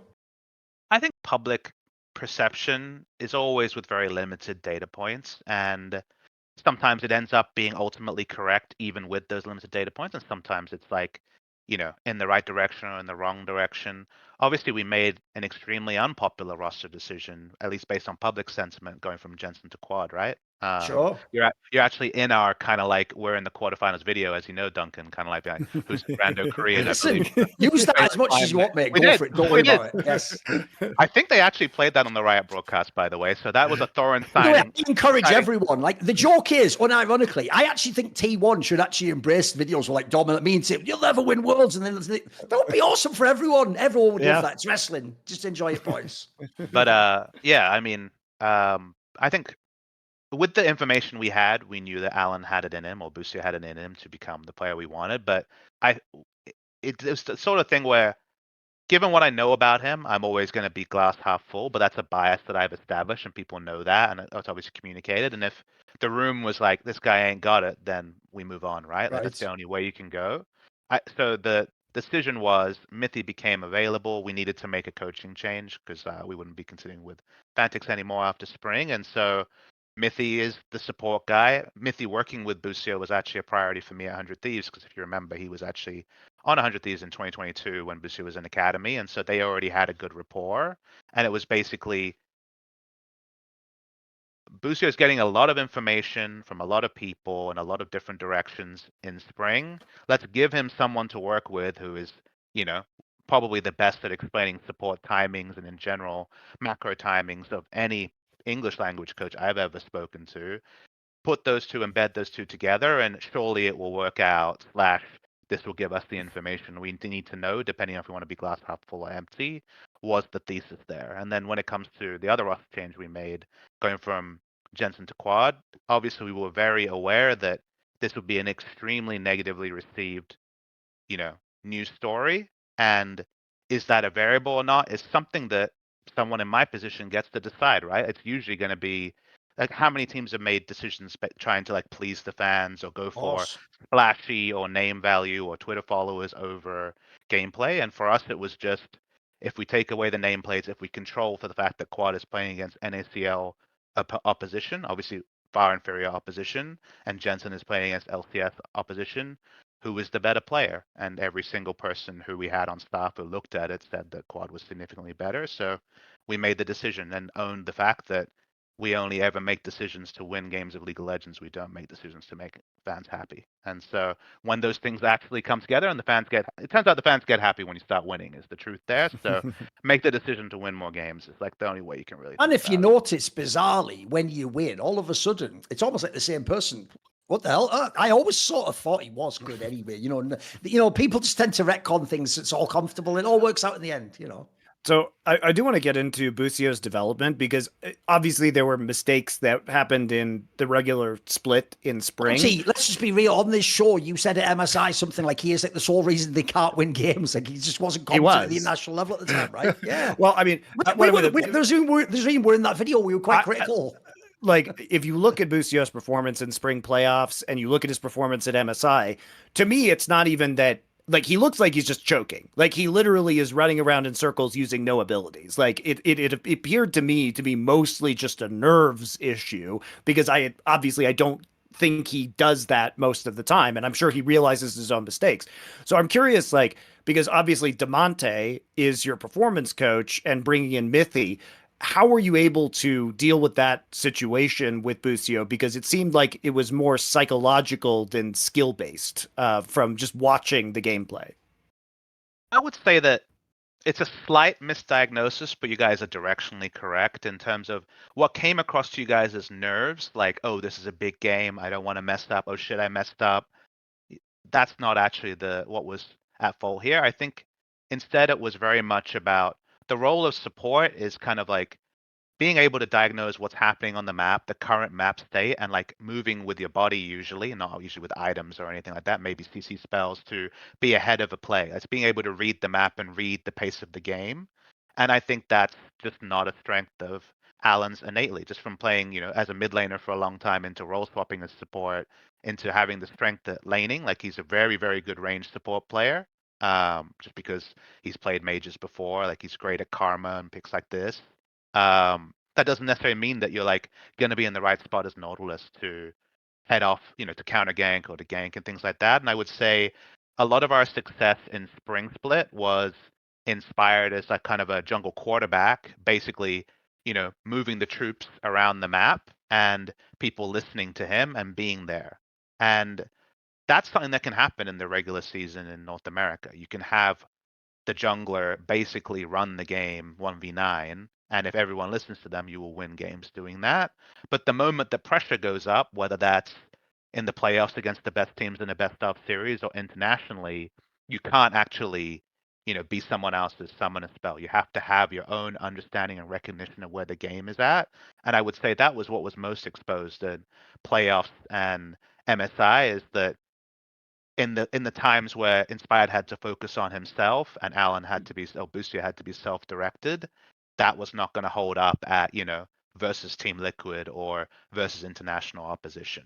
The laning phase was always strong. Like in scrims at MSI, our best players were Mykles and Busio by a lot. They were winning lane against a lot of bot lanes, but the like winning the game aspect of especially support was where they struggled. And I think one of the quotes that I remember from Busio a lot when he was in academy, and obviously extremely fresh at that time, was like he would get lost in games where he'd be like, I just didn't know what to do here. You know what I mean? And like if you're a mid laner, you know how much damage you do, and Sure. like you can kind of like call the game Yeah, around there's a yourself. protocol to go back to, yeah. If you're a support, you're like you have to like know how everything around you Yeah. is going to be able to make the right decision, and that just wasn't a strength he had. And I think when in spring season he was getting basically the way Arrow works, he like timestamps a lot of notes and sends it to both players, then walks over and goes over the most important ones. It's like if you take a timestamp approach to support play, it doesn't really teach you a framework for how to win the game as a support. You kind of need to be able to diagnose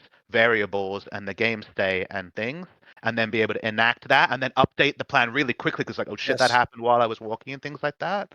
Yeah. And I think that's what Mithy brought, is like he is an incredible That's systems master, yeah. level coach. Unbelievable. Like there is no one better. Again, English speaking, I can't speak on the other languages that I worked with, and that's what really allowed Busio to be armed with kind of like conditionals and more of a fleshed out opinion of how to play the game. And that's where we really felt in playoffs and worlds you could see the difference there. And Oh, it what was a came across huge is like difference. and what came across is like I'm inspired by the size of the stage is more I'm ahead of the game rather than behind in the game. You know, Yeah, you make a point there, Monty, that I think people still do think of the league roles as what they originally were archetypally, like 10 plus years ago. And so they do think of support as he helps the ADC get ahead and he puts wards. Like, I actually sort of know what Papa's getting at there, because think about if I list some names off, these are big names, but they've all been actually in this last year potentially even called like serial inter / fire them. Like, we'll go for the best players in the world on Lehens, Mickey X, Sang. You go down the fucking list, mate. Like, actually, support role is a role where you can either be the MVP and the game changer, or you could be the ultimate inter now. I actually feel like that role's got. It used to be jungler. People said that about. I feel like actually maybe support is more like that, because it makes sense. If your read for the game is off, you're just going to be making the wrong It's decision every meta. time. It's meta based as well, Duncan. Sure. Like for sure. consider that like we found most of our success again in spring regular season and even summer regular season around kind of like the power farming aspect of jungling, when especially when it's AP. Like if Inspired has to hit his camps to be at a certain place with a certain item at a certain time, then really only support is the independent variable Sure. outside of like some small roam timers from mid. So I do think it depends on the meta whether you can get away with that. But we were very far away from like a Yumi enchanter meta. That's the place where like Busio will be super comfortable. But the moment it becomes an engaged meta, if you're behind on the map or you're waiting for someone to tell you where to be on the map, the other person's 3 to 6 seconds ahead of you, and the play is over, and you come and you're like, oh shit, I guess I should have been there 3 seconds ago. Yeah, and also it has to be mentioned too that the spring support meta was kind of weird, and some of Busio's worst games were on champions like Rumble, where even if he's played them before in the mid lane, it's very different to play a support Rumble with low damage itemization versus a farmed solo lane Rumble, right?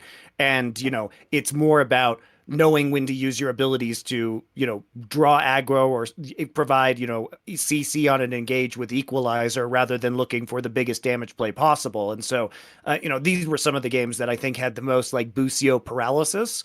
And in summer, it moved back to, I would say, a more traditional support role, even if engage may not be his, his best strength or something that he's had to learn. But I think the glow up that Busio had was absolutely phenomenal. And for me, he was the most improved player, obviously, between spring and summer, because Masu improved as well. And certainly people were justifiably singing Masu's praises at Worlds for his incredibly strong showing and his super good mechanical play. But to me, it was like Busio's improvement was probably, for me, the biggest difference maker in the actual performance of the team at Worlds. I think one like quote, I can't attribute this correctly. Maybe there's a way to Google it that stuck with me was somebody who knows the game. I don't know if it was an ex-player or coach, maybe even community person, was like, of all roles in League of Legends, support scales the most with time.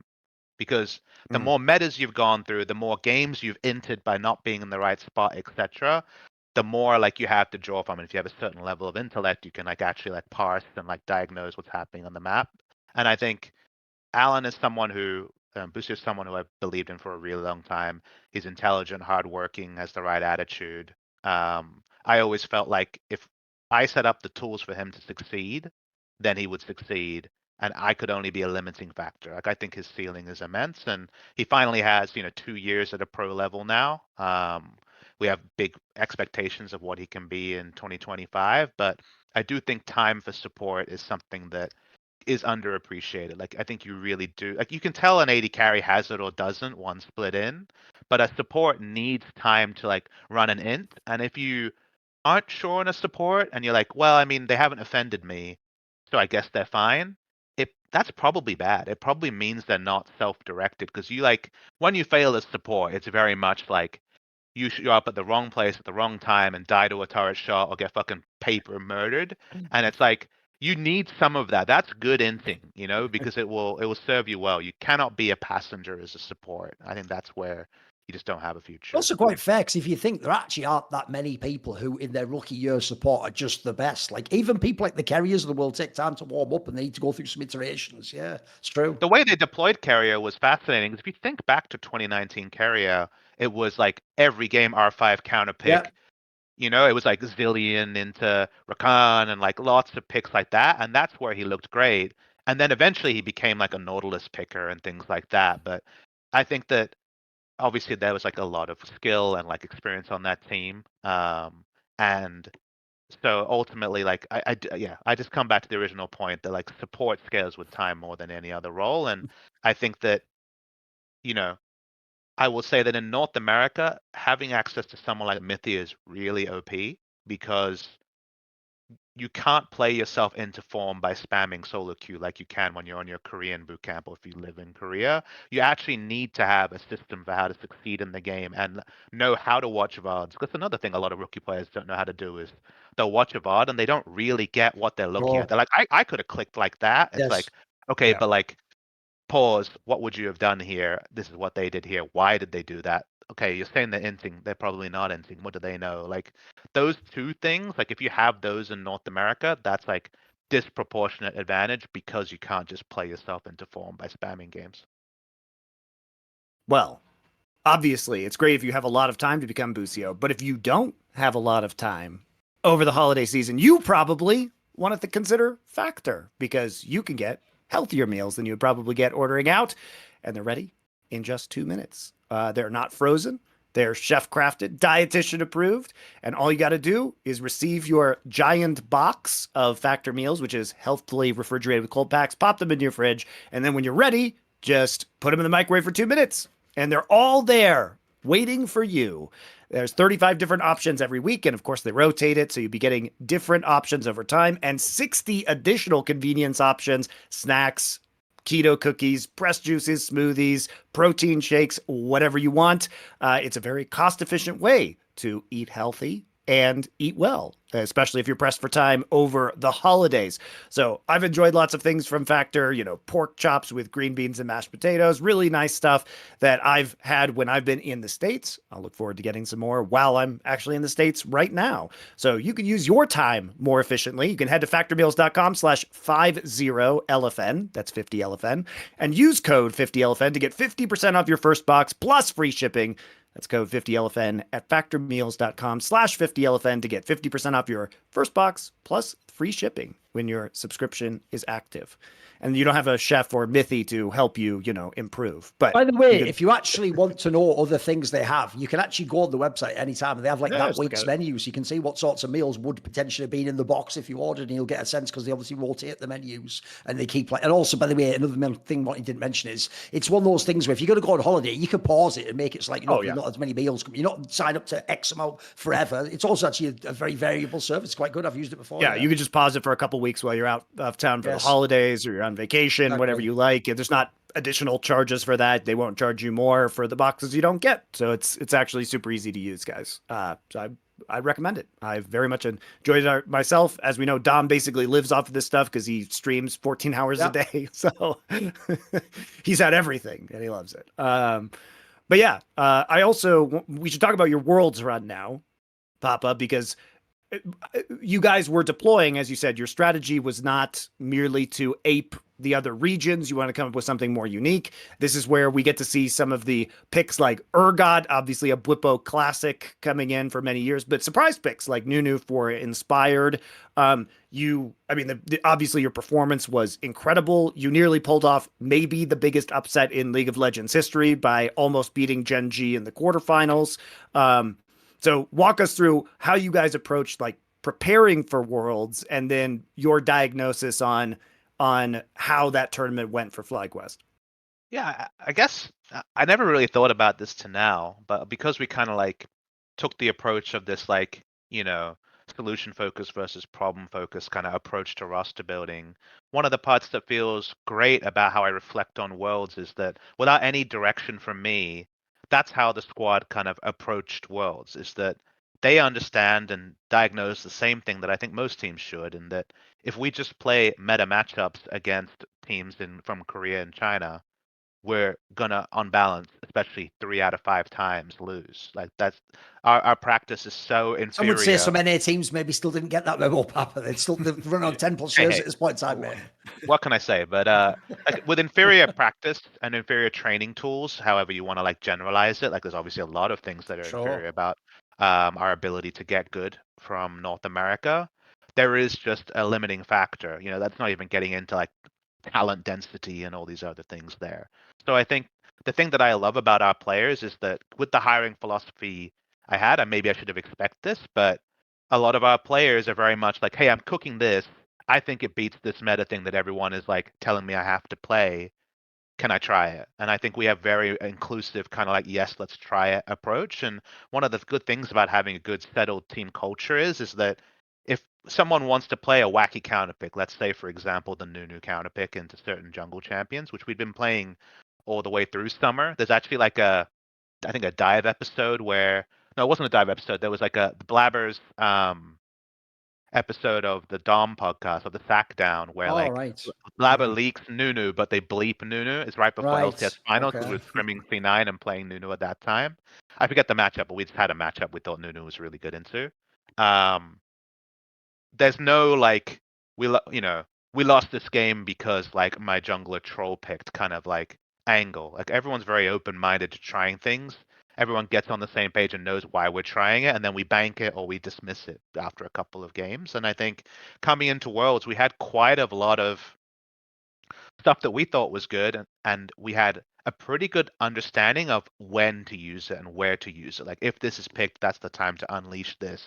If these 3 champions are first rounded with these bans, we can get away with this kind of thought process. And it's that kind of like problem solving that allowed us to kind of let Korean teams play champions that would be highly contested or picked away, knowing that we were going to have an information advantage and create like a new battlefield that they hadn't seen with a pick that we were confident in our read on. And of course, you can faceplant spectacularly taking that strategy, but if the logic is sound and if there's enough data put into it and the player's confident into it, that's just going to take you way further over any timeline than trying to just go with the conservative trading of picks with a top team from Korea if you're a North American team. By the way, before we get to the Gen G series, I saw another thing that you said in the FM Korea AMA is that, first of all, like scrims actually throughout Worlds were very promising. Like you even implied, it's funny, people might think, well, Gen G looked a bit weaker. First of all, Gen G was the team on the Golden Ward until summer finals. And then secondly, as you pointed out, actually based on scrims, you, if anything, wanted to be on the other side of the bracket. It was all the LPL teams you were beating. But a thing that people will always forget, Papa, because people always forget when you don't win the game, is that series against Hanwha Life. They only remember now, well, they had the new game, and I guess they picked a silly. No, game one is just a normal meta draft, and the team fought back into that game, and that was like in a potentially winnable scenario. It was like an even game state. That was the one Hanwha won. Then you guys won game two. Like that, Hanwha Life were the LCK champions. Like there was more result. It wasn't just we almost beat Gen G. There was other things elsewhere that showed this was like it was. There was some consistency to the performance. It wasn't a one-off, right? Definitely, when it comes to an international tournament, scrim boot camp into playing the tournament and playing scrims during the tournament, I've never been part of a team like this, I think. And I can only speak for like anecdotal stuff from like, my coaches on previous teams. But the crazy I've known thing very few about, Western teams that ever won scrims, but out with like it's very rare.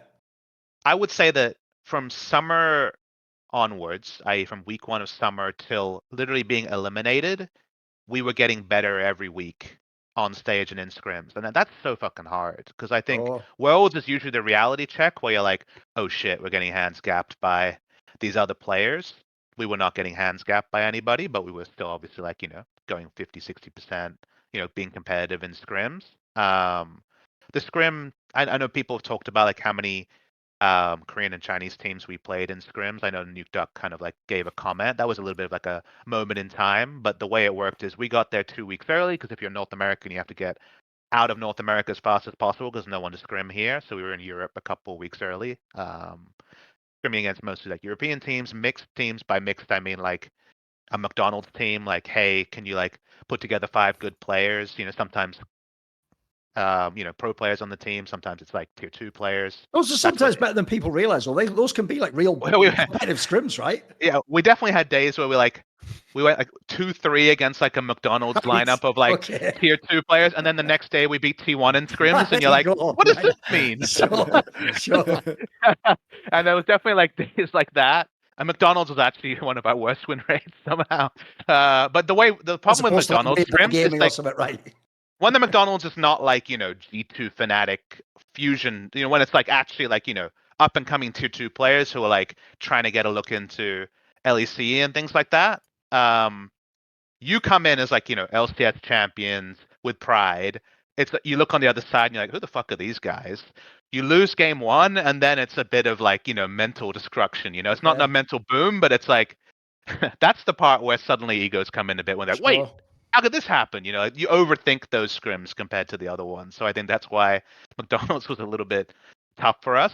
But then as the tournament went on, like definitely like by the time we were like 2 days out from playing or whatever, we were obviously then scrimming a lot more Asian teams. And then as it's kind of talked about in the AMA, once we hit quarterfinals, there ain't nobody to scrim except Asian teams. And the fact that I will never like, I'm, a realist. Like, I'm not gonna come in and big up my team like we can beat anyone. Like, you get browbeaten, right? Being involved in esports for a long time when you're on the West, you're kind of taught to know your place, and whether you're like an optimist or not, you kind of like think you know how things go. To have a week like that where we were, beating teams on the other side of the bracket in scrims with Seraphine mid and some of these other creative picks. Our Fiddlesticks win rate in scrims was extremely high too. It's like I was looking at it and I'm like, wait, the only thing I can take from these scrims is that I have to be confident coming in against Gen G. Like we thought Gen G and T1 were stylistically the hardest possible teams for us to face. So definitely we did not want to be facing T1. I think like LNG or something like that was what we were hoping for. But we had been fortunate in the, random Swiss draws before. So you can't be like, well, how could this happen? At some point that has to, the luck has to eventually be equalized, I guess, in those scenarios. I know you love the Swiss stages, Thorin. Big fan of Switzerland. But I just looked at it and I was like, wait, like, there's no chance we're going to get 3-0 fast tomorrow. And like, to have that opinion as me, experienced person, coming into a series against Gen G, who we think is actually the best team at the tournament, lets you know that a lot of fucking shit was going right in scrims, and my only like hope, like people like, what do you think's gonna happen? I was like, all I want is for us to win game 1 against Gen G, because I know that every fucking person who has watched League of Legends Pro in the last 5 years and goes on Twitter or has a friend is gonna go to their friend and be like, holy shit, they might win, you know? That Like really was the that's all. response. I remember watching the series. All the talent were going crazy. Everyone, yeah. I believe we now are the highest viewership game esports series by any North American team in the history Would of make esports. sense. Yeah. I mean, you up to one. Yeah. We're actually above the peak viewership of that series is 3.8 million. It's actually higher than like TL winning TI and things like that, just That's because more than obviously, Cloud9 winning the Boston Majors. Everything. yeah, Yeah. That's massive, because mate. international League of Legends viewership Yeah. continues to go up. So Absolutely. we wanted to create a moment. Obviously, like the team wanted to create a series, but from my side, I was like, let's make a moment here. Like we're Sure. fucking good. Let's show it. And even though like we didn't win that series, and like you don't get any real participation trophies for almost winning against Gen G. Like obviously, like 2 games against Gen G, 1 game against Hanwha Life, and a moment where everyone was chanting the name of FlyQuest and Bwipo especially. Like that's a really special thing that will stick with me my whole life, let alone my esports career or FlyQuest By the career. way, though, that's something else I thought you said that was quite interesting in the AMA is, look, I won't mention names, but I did think actually that NRG went out. They didn't need anyone else to. They gassed themselves up after that result. They made it sound like they had like fucking. You'd have thought they were the ones in the world's finals where they talked about their world's run, right? First of all, in the AMA and this interview, you yourself have preemptive and acknowledged like we got a lucky draw, and you even said in the AMA, obviously you can't actually even have any expectations of Western team if you're even going to make top 8. Like you have to hope you get like the low probability chance that you get the super lucky draw. You got that, but also you even said that after I thought this was perfect. You said after the series lost to Gen G, you didn't come in and go, "Oh, guys, high fives, we almost did it." Oh, you actually did the sort of thing like let that sit with them, let them sort of realize, wait, the fact that we almost did it is actually the thing you have to focus on for next year. Sort of like you don't want to take too much, you don't want to do that thing of like, oh, it's a moral victory, because it's like you actually want the real victory, and the only way you sort of get that is if it actually does suck that you almost did it. And you have to sort of let the player feel that a bit, right? Like how many players from the West in the history of League of Legends can walk away from a best of 5 against a real, like we're not talking about a fringe Asian team. We're talking No, about a no. fucking top Asian team and be like, fuck, we should have won. You know, like whether it's we were up 2-1 and that means +1 equals victory, or like, you know, over the course of the series, I felt we played better. Like whatever level of like reality is, I don't need to Sure. like audit that, but like wherever they're at, the fact that I needed them to come into the room and feel like the same as if they like lost a series to Dignitas in North America, and Perfect. then you have to think about that and be like, wait, because removed from that moment, weeks later, you'll be like, fuck, like that was a thing that happened. That's amazing. Like you can like pat yourself on the back or like think about what that means in a Yes. larger context later, but in that moment, you've earned the right to feel like if I did a couple of things differently, I could have beat Gen G in a best of 5. Yes. And like I think that's what I kind of cautioned all the staff and everyone too, is like you want to be like, come on guys, it was a moral victory, but instead that moment of like genuine like fuck, I'm a competitor and I didn't win today is like earning that. Like how many times will that happen? I hope that will be FlyQuest going forward.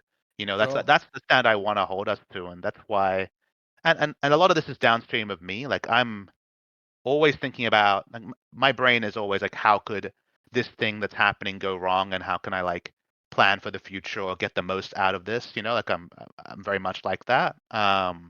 But I think in general when it comes to future planning, I never want to think multiple steps ahead. Just like right now most of my thoughts are on, okay, we're running back the roster and coaching staff that has great points to it, but also the band-aids, the like the disagreements that we got past. There will be data points that will bring those up. There will be kind Sure. of like little cuts and raw moments that we need to like address going forward. And also the people that left the stage in France, you know, like um, 2 experienced players that were coming back into pro after like half a split or 1 year off, um, 2 rookies in the bot lane, and Quad coming back from pro and being promoted from NACL will come back in 2025 as LCS champions who almost beat Gen Sure. G. And then when a similar scenario comes up, are they just going to be the same personality that they were before? Are they going to like, you know, if Inspired calls out Masu, is he going to approach the feedback in the same way as he did when he was a rookie, now that he's a statured player. Like, these are all things I'm thinking about. Like, how do we make sure that our environment is durable? How do we evolve? Because it won't just be the same as it was halfway through Summer Split. Like, thinking about how we can actually rectify some of the examples before, because I called it out in the AMA, but it's always, we went so far in Worlds because we could scrim against much better opposition. We had much better solo queue. How can I look past the year in North America and get back to this because this is what I want? How many times has that led to a team missing the international event and never getting to do it again? So if we're going to run it back, that looks like a safe choice, but I don't know how you feel about, both of you feel about GMing, but I actually think that making a roster change is way easier than keeping a roster together. It is. That's why people do it, in my opinion. I've always said the real thing is you don't really solve the problem. What you hope is most of the problem was in the player you removed, so it's just gone, and you start with something else added. But obviously, yes. By the way, since you watched the Talk to Thorin, this is actually also one of the things people miss actually about Peter, how Peter Dunn built his teams. The reason his teams seem to get better over time and players would become better and better is because he would always do it with a 2-year runway, and the idea was year one's actually to build for the success to be on year two. It's not which everyone else is doing in esports. You've got 1 year. And in fact, like I said, sometimes you have a split, and if someone's doing badly, get them out there. Now it's become fashionable to do the mid-split hero, bring a guy in to save the team and turn the fortunes around. Also, by the way, one thing on what you were saying there as well is, first of all, that is a massive difference in mentality. I have known privately and publicly the North Americans who had the Worlds runs, and mate, some of them are literally the loser in the Denny's diner going, oh, and then there's one time I was in like game 4 and we could have won, and then they're like talking like they won the game, and like that's to them, that it's like they didn't really think they ever did deserve to win the game. Whereas, first of all, like I can tell you that is the difference of the elite Europeans, not just the normal, BDS player. If you talk to Caps, he's not joking. He has actually woken up like in the middle of the night thinking, fuck, what would I do again if I was in that World's final? What would be different this time? He believes that's possible, whether anyone tells him that's delusional. And then secondly, here's why actually your team should think that way, even where maybe some of those others shouldn't. There's been teams who came close. Here's what I would say to the people from FlyQuest. Game 1 was literally against, in theory, spiritually, the best team of 2024, and that was a clean win. That wasn't like some crazy Baron flip or one of their players just inexplicably inted it out of a stupid team. That you just actually, from the beginning of the game to the end, you just battering them. Like that was actually like a statement game. And I think I don't want to call out community narratives because like they're obviously on my side right now. Halfway through the year around the Jensen period, you want to come out and be a disruptor, but it's your job to take it. The only community narrative that like I wish could be tweaked is this idea of like with Joker picks, like these off meta things, we could steal some games away, but that using that as like arming yourself with that as a bullet to like play down FlyQuest as a team. I will say, like, you could look at regular season and playoffs to see that that's not us. You could, be uncharitable and say, like, first rotating at Seraphine, then putting Seraphine mid. That was potentially a Joker pick, even if the game was overall clean. What I will say is at the top level, when you're playing against some of the best teams in the world, which were what we were scrimming, and then obviously we played Gen G, so quarterfinals onwards, you have to understand very, very well how the meta champion works, what its strengths are, why it's considered strong in the meta, in order to play a counter pick into it. Like you actually have to like understand on a very deep level why the meta is the meta, why it is infallible to be able to break it. And so we had to play a lot of games of meta champs. We weren't playing a lot of games of Nunu. We were playing way more games of the meta champions than the Nunu to understand why the Nunu could be a new variable and why, the most famous moment, of course, is like fucking Thorin trying to teleport away from not knowing that the Nunu Nunu Q not roots knowing that him. it's snared. I'm not even joking. Bear in mind, Thorin, I always remind people, has won 4 of the last 5 LCK splits, which is an incredible accomplishment. The real reason T1 fans are bombed is they're all thinking of that moment, unfortunately. And that's in everyone's brain right now, It's that and like his like Camille ints and things like that. Yes, I agree. But it's stuff like that where like you just to break a meta, you have to really fucking be good at playing it. Otherwise, okay, if you're stomping shitters, then no, like you can just play whatever you want. But like, let's assume we respect our opponents because we're at Worlds. You really have to understand the meta extremely well to be able to beat it. And it's like we knew the meta, we knew it wasn't going to work against Gen G, so we went ahead of the meta and tried to use all of the like strong fundamentals that we have as a team. Like if you look at our team in general, the way you would define us from, I guess, playoffs onwards is in the early game, we take extremely greedy scaling comps like Iron comps and things like that. While players are good, we try to minimize the amount of oopsies we make in the early game. And then we're a crack team fighting team. So eventually, when whoever hits the core items they need to hit, whether it's 3-item Iron or 3-item ADC or whatever, we'll just outhands them. So as long as we didn't give up too much, we're going to win. Like that was like our read on how we were best in the meta as a 5-person with the meta as it was, playoffs onwards. Even though our players would love to play LPL style, Lucian Nami early game, we're like, this is the way we're going to win a title, is doing this. And I think that was just like what we surmised. And like clearly we're a very strong team fighting team, and that's something you have, like a Q you have in the rack, but you still have to like find out, okay, but like they're Gen G and they're a fucking good team fighting team in Korea. How are we going to find a win? And ultimately it was Nunu and other attempts, and some of it worked, some of it didn't. But I think we were out of a bag of tricks. I will say that if we had won against Gen G, we didn't have any. Like we would have had to use the next 4 days of scrims to create, because we put everything on the Rift. The set came out into Rumble. Everything was there. We were naked at that point. Like you guys saw the kitchen sink. I can't even think. The only thing we didn't play is like more niche 2v2 counter picks, but we didn't actually need them because like our ball lane was just fucking performing. Yeah. I think you really bring up a good point there that people are going to miss from this conversation about the history of North American League of Legends, which is that, so one of the problems was like, okay, so let's rewind in time 5-10 years, right? Having, as you say, Joker picks was not going to help NA teams win 5 years ago because they fundamentally sucked at macro and they didn't know what was going on in the meta, right?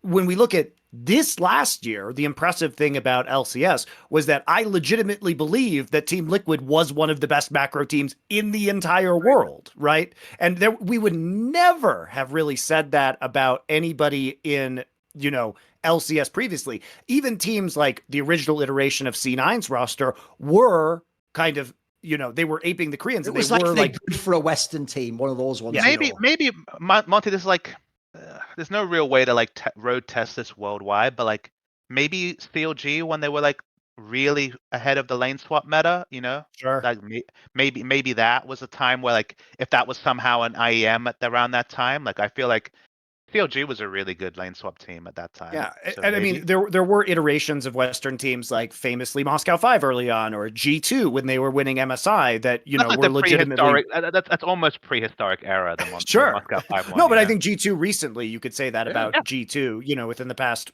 5 years, 2019. So it's not like there haven't been any instances, but I think especially to apply these learnings. Or like people might say, well, wouldn't the new equivalent have worked 5 years ago? And the answer is no. No, it wouldn't have. And I think you bring that point up. And I think it's good to talk about LCS's strengths in 2024 because they were legitimately in some aspects of the game world tier, right? So it's a different era. By the way, this is obviously, I'll just do it as the loaded question. When you guys won Summer, obviously, if I'm in the TL camp, that's the easiest locker room bitch session of all time. It's like, nah, it's bullshit. The fucking minions are. If we played, we'd have beat them in game 5. Yeah, must have been nice to get that game, that elimination game, go to the playoffs or go home against TL and have the 2-1 series. That was kind of a chance to prove it was legit, right? Yeah, I'm sure they were horny as fuck to beat you guys, not just to make top 8, right? So the draw there is like probably the thing that like to a man, every person would have a different reflection on. Right. I talked about it on Cagel's stream, but like I hated drawing TL in that match because it felt like a lose-lose from the org side. I get to be like one step removed from like I just want to win and they're the easiest team to beat, which is kind of like how Andrew should think about it, right? From the org side, if you think about the narrative, the two things you leave that match with are you only got through because you got a lucky draw. Sure. And then now you're playing a best of 5 against an Asian team. Let's assume, most people, like almost everybody, picked us to lose 3-0. If that had happened, it's like a false result, like it's like a false data point. Yep. We didn't even beat G2 like Energy had before crashing out in the quarters. And then on the other side, if we lost, then we had just kind of like taken over, like, because I know the stat was that we played against TL it was like the second most times maps have been played between two opponents in like the history of League of Oh, Legends in wow, 1 year. right. We played TL so many times. We Right. played them like upper bracket, Oh, lower because of all the bracket, BO5s, yeah, so sure. many times. And then we lose the org rivalry for the year, right? Right. Because the last result is that, and you don't make Yes. quarterfinals. So it's like Yes. you're staring at that, being like, okay, what is the best result here? And it's like win and do something against the Asian team, which is like already like a huge, a multi-step process. So I think definitely it was a frustrating one. Obviously, like beating TL is a good org rivalry thing.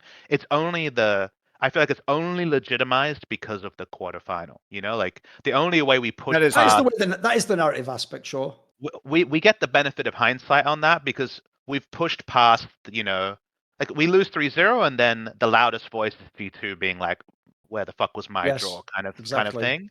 The fact that we actually competed, that's where people are like, wait, I need to reevaluate some of my biases around Yeah. this result. So that's the only way that we found an org win, I think, is like actually picking up those 2 games against G2. Also, you have also pointed out an obvious flaw in the analytical lens there of just looking at the draw, which is you can simultaneously get 3 teams that are way more beatable, and you can be really good as well. It's just you didn't get the chance to actually show it in the same way. Yeah, that's obviously both can be true.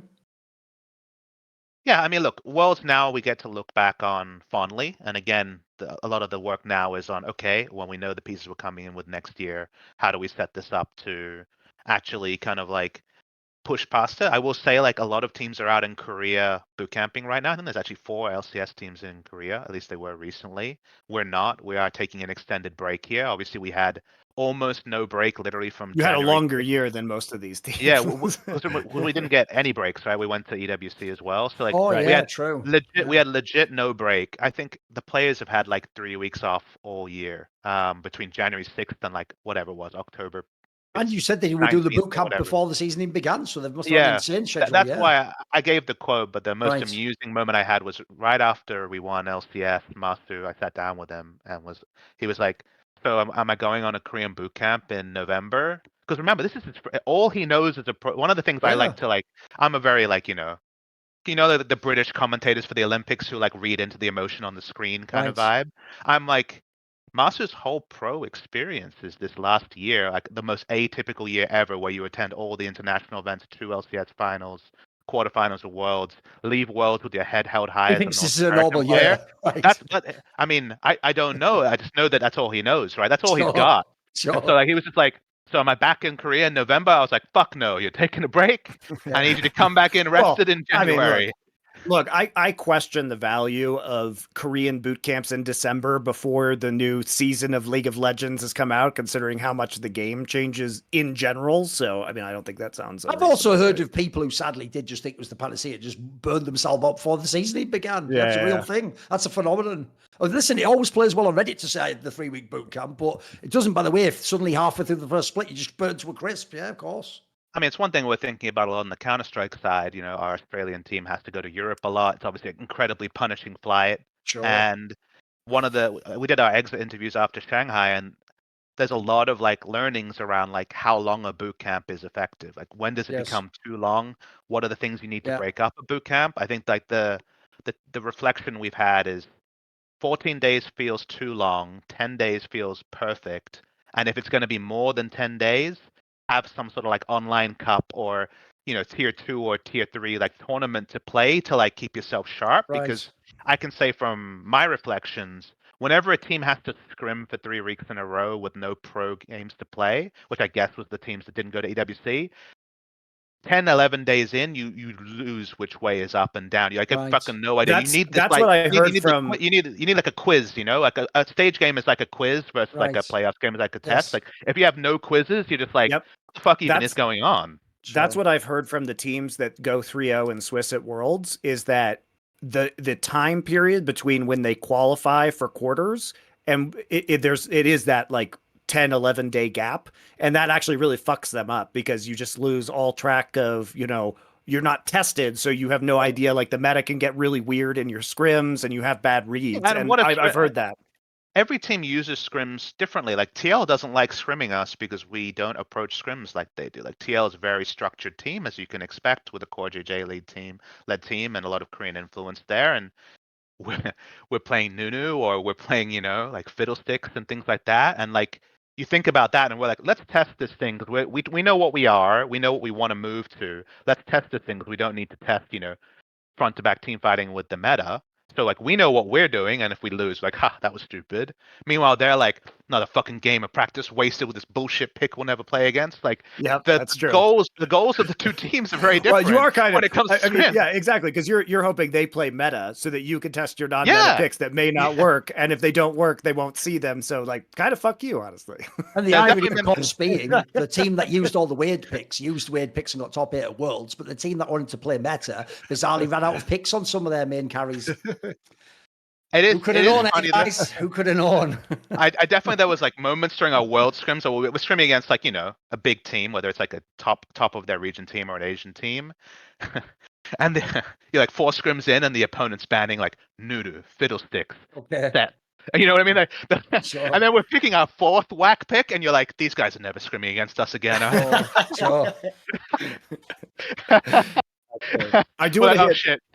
I do want to talk about obviously the LTA transition and everything like that. Focus more on the broader picture of North American League of Legends esports, which is relevant to your current job. Also, we'll talk about probably some Counter-Strike and the major stuff here just for funsies. But before we do that, we need to talk about why you guys are actually running it back this year. I mean, the obvious answer is, well, look at how well we did and our team is functioning. But, it seems like you kicked the tires on a few things. The rumors about JoJo going to top lane and then Whippo switching into a coaching role. So it seems like you obviously were taking advantage potentially of every possible opportunity to look at what the team could be and could become. But you end up with the same roster, right? Yeah, I think one of the things to put on the table is this roster is not a 1-year roster. It is a 1 split roster. We're not like TL who's running True. back a roster they had for a full year. So when you have a roster for 1 split, I can credibly say we were improving from day 1 till we made World's Quarters. Theoretically, that improvement will end at some point, but I haven't seen the end of it, so that's going to give me confidence in running back a roster. And then player for player, within the auspices of 3 residents and 2 imports, there really wasn't a lot of upgrades to be made. Obviously, like you mentioned, there have been leaks, and I know Andrew Barton talked about it around JoJo Top. Is JoJo Top an upgrade on Whippo's current level? No, like of course it wouldn't be, right? Like he doesn't play top lane. He like went on a secret account and played top lane to like get his head around whether he'd be interested in a role swap. But that is very much what are we looking for from a top laner for this roster? Like a lot of our map pressure is drawn by Whippo, right? In the early game, he's like one of the people who's like always dirty farming and things like that. This talent unexpectedly becomes available that has, someone that Andrew and Inspired have worked with and liked working with for a long time. We're not interested in changing our mid laner in this case, just because Quad very quickly became really important to our shot calling. And he's really cheap. That's actually not a variable to consider here. Like we could have spent fair. more money on a mid laner. JoJo is not JoJo. If we had gone for JoJo mid over Quad, the decision would not have been related to money at all. Like we were just going to go for the better player, and the better player for us definitely is Quad. Like even from the moment he came on our NACL team with limited English and was like shot calling and adding structure to the team, he adds a lot of structure to our team. Is super super important. But for top lane, it was like the idea of what Jojo Pion top, coached by Bwipo, could be was one of those like you think about it and you're like Sure. okay, our resident players, like we have the 3 most talented mechanical North American talents since Double Lift, maybe if you have Masu Busio and Jojo Pion, like they're definitely top 3 out of 5. Put people like Blabber up there and things like that. There was definitely a addition by subtraction, decrease our current level with the idea of increasing our kind of like potential future. Like that's like a thing to think about, but it was obviously like a super volatile decision. That volatility controlled a little bit by having Inspired and Andrew on the roster, but it's the sort of thing that like could have blown up spectacularly, right? So it's just something that we investigated. But beyond that, there were no other names on like the top line. It was like Whippo or this crazy idea. And so we're obviously super excited to work with him in a playing capacity next year. And going through the roster, there's just, even if you want to take it from the perspective of like take the available upgrade if you can. And I know, Thorin, you think this way a lot. I listen to a lot of your content now on the CS and League side, and you're very much from the perspective of, if you are the best team or the best performing team, that's if you are in the biggest, if you've like, put yourself in the biggest position to be like, yo, don't you want to come play with us? We're the best. If there's an upgrade, fucking take it, is like your logic. And I think it's like very sound. Yeah, Cutthroat just to TM stress, logic. you didn't just go, hey, I have to be loyal to these guys and stick with them. Like, if you had a chance, like, for pretty obviously the ridiculous analogy, say Caps said to you, I want to play for FlyQuest, you'd have considered it, at least if it meant you could do better next year, yeah. Well, look, put it this way. If you don't consider it, you should be fired. Like, what is the point of your job if you're not considering every single opportunity? You know what I mean? Like, you can rule out things, but I want to be able to, after the fact, come in and be like, wait, we should have done that. Why did we rule it out? We ruled it out for this reason. Okay, next time we ain't ruling things out for that reason. It's like the way I want to approach it. So from a process perspective, you got to consider all the opportunities. But in this case, like, we did not see upgrades on our roster. We hypothesized and invented what if with top lane, but with a player that didn't even play top lane, and with global opportunities, we were extremely set with what we had. So maybe that's hubris, maybe that will be proven to be the wrong decision, but that was our conclusion post Worlds. Understandable. Shall we talk about some LTA stuff? Because I'd love to hear your takes on some of the other ships that are happening this year. Talk to me. Talk to me about the LTA North, the LTA South, and we love the Americas over here. All right. Before that, though, we got another sponsor shout out. That is, of course, ExpressVPN. They've been a wonderful help for us this year. And as you might know, Netflix has more than 18,000 titles globally, but only about 6,000 of those are available in the US. You're missing out on literally thousands of great films and shows unless you use ExpressVPN. And if you guys happen to follow along with me, Thorin, and Richard on 4Play, you'll realize that probably, many of these films that we review are very easily accessed with your existing streaming services if you just switch the country, and you could do that with ExpressVPN. So it obviously will unlock many, many, many new forms of content that you're already paying for. By changing your location. It's super easy to do because it's just an app on your phone that's one button and runs in the background, or I have it open on my PC right now. Just one button on your PC and it'll change that location super, super fast. I've had no issues with massive HD streaming, uploading 2 HD streams at the same time. So both up and down is great. Works on phones, laptops, tablets, smart TVs, and more. And it's also rated #1 by top tech reviewers like CNET and The Verge. So there you guys go. Be smart. So you can stop paying full price for streaming services and only getting access to a fraction of their content. Get your money's worth at expressvpn.com/summoning. And don't forget to use our link at expressvpn.com/summoning to get an extra 3 months of ExpressVPN for free. It's been great, especially if you're out and about shopping during the holidays too. You may be chilling in a cafe, drinking a cup of coffee or tea, watching the snow fall outside, doing your Christmas shopping. Well, just pop on the ExpressVPN to give you that security while you're doing it. It's just smart. Or if you're like PapaSmithy's Counter-Strike team and you are just in China for a long time, might want to use it there as well.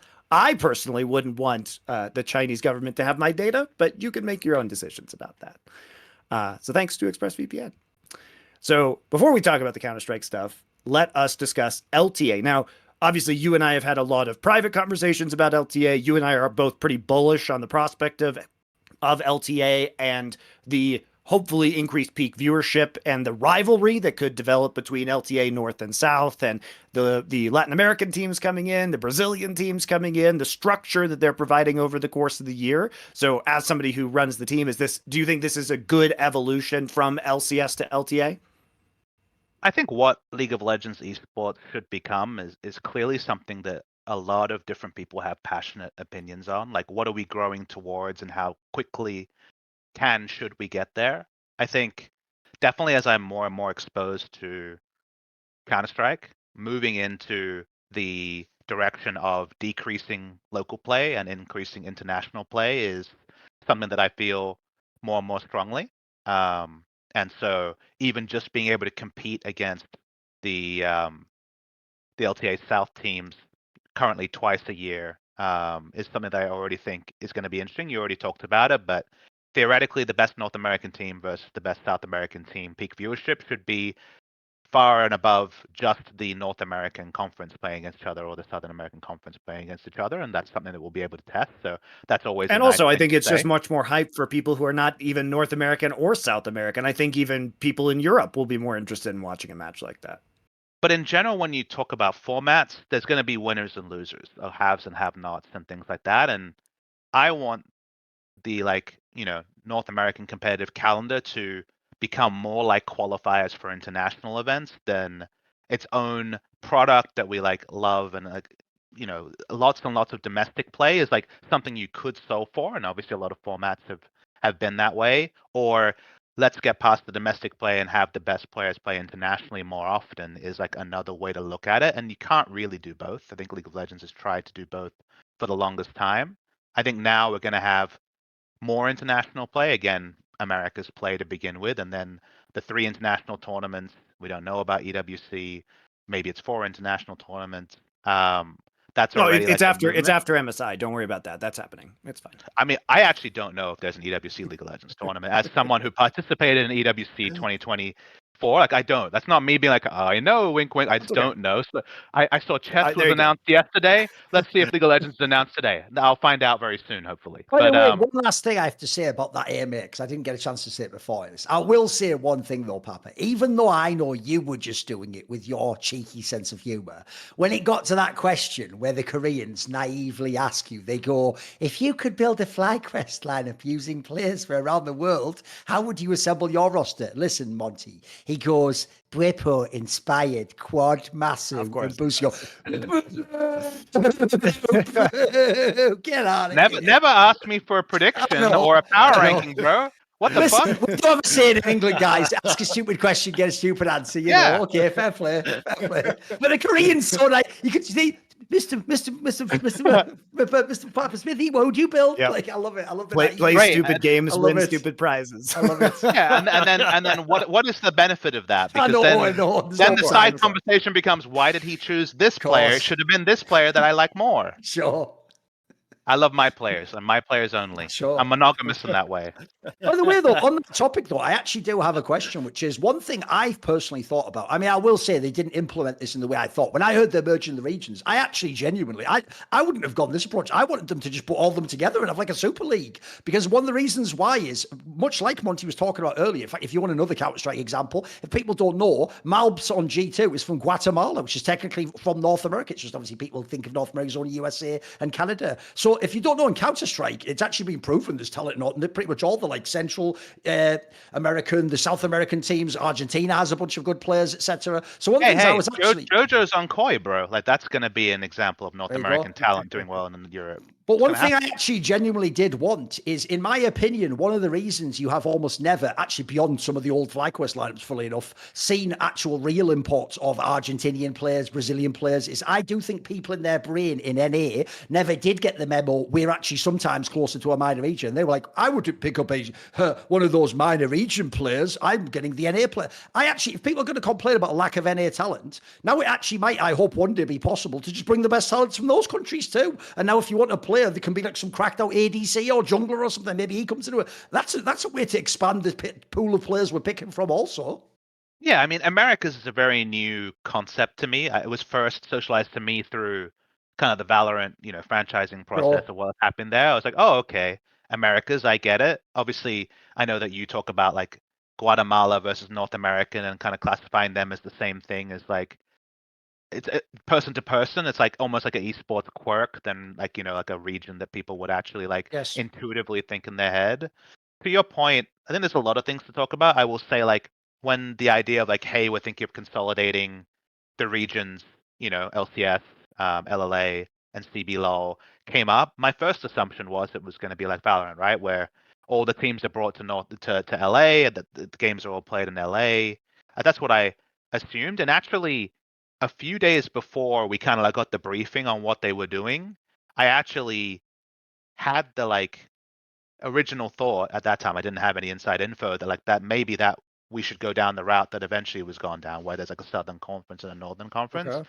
The big reason for that is what I've read about the most in Valorant is that the local scene in Brazil and outside of LA basically was like ravaged by there being no like tier So one competitive you've player sort of there. brain Like, drained, yeah, of course.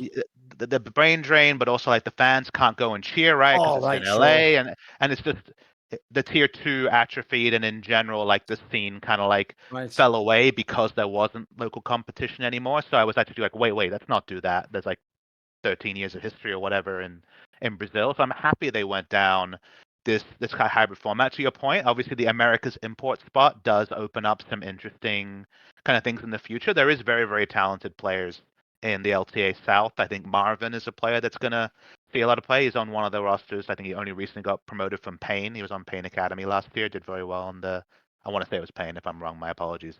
In the Challengers tournament that was run. Because if you guys don't know, there was a Tier 2 Americas tournament run after Worlds, and he looked great there as 80 carry. There's other talented players. I hope that the Latin American team would have Jose Diodo on it, just so we could have the FlyQuest connection online gaming. But of course, it is Audi online, and he's going to be over in the Southern Conference. But I do think that the pool of players being opened up is another plus. This one feels more intuitive than like Australians. You are now NA residents. Like, I mean, Yes. I'm for one, like I'm like one of the literally like ones of people that understood why they did that. I don't know if it's ever been like talked about publicly, but the obviously Aussie started on the American server, just like Korean players Right. and Brazilian players. Then we got our own server in 2013. I actually cast the PAX Australia 2013 tournament that was like literally to like inaugurate the Australian server Right. opening. And then when the Australian server was, let's say, curtailed, but you know, when Riot Oceania closed a few years ago and the OPL was ended and things like that, actually the main reason for the change was that the North American esports team was the one that like on that they worked on North American esports client stuff and the Oceanic client at the same time. So it's more of like a back end services thing where it's like, okay, now make them NA residents because like our internal team is already very connected with the America's team, and so it's just like just do this. It wasn't like let's give North America competitive advantage or anything, even if at the time it was great to have a player pool injection. I think the Americas one is a bit more intuitive. Obviously, it's South America, North America. Now, as an Australian who never studied geography, the moment you're like, wait, how long does it take to get from Los Angeles to Brazil? You're Sure. like, holy fuck, that's far Yeah, away. it's wild, isn't it? Yeah. Well, if you have no base of reference, you're like, well, it's America, right? And you're like, whoa, that's really far. It's like the learning you make there. But I do like that we're going to have the tournaments between each other. And I do think it's going to be vibrant. Obviously, bringing in the Brazilian fan base brings in lots of region-specific memes. Thorin knows all about those from the Brazilian fans. So, Vampire. yeah, I'm going to have lovely Shout out. people visiting on my replies and DMs at some Yeah. point. Great. But I think the one thing you do see is that the passion of the fans there, like the live event experience in LA versus Brazil is probably the two biggest differences in esports. In LA, it's a lot more neutral. Whereas in Brazil, obviously, it's very, very passionate. So Sure. I think exposing our players to I'm really that surprised can be because really like fun. if it's so drab in Los Angeles, why do they just keep hosting LCS finals there? It's really strange. I will say the venue for LCS finals was fucking cool this time. Like Yeah, the I know it YouTube was in theater is LA, cool. Yeah, it the looked YouTube cool. theater, and that's how it was set up, and like the Sure. what do you call it? Like like the roadshow aspect of like all the booths outside into the stage, like that felt like this is the right size, this is the right feel. Like, it was great. I wish it was anywhere other than LA just to like get us to some of these other states that aren't as well serviced. Um, it's awesome that MSI is going to be in Canada this year, for example. Like that's going to be fun because I know Canada was like denied events multiple times over COVID and in the past. So that setup was better than expected. But yeah, I mean, I will say the LA fans could learn a lot from the Brazilian fans when it comes to like in-person passion. I agree on that.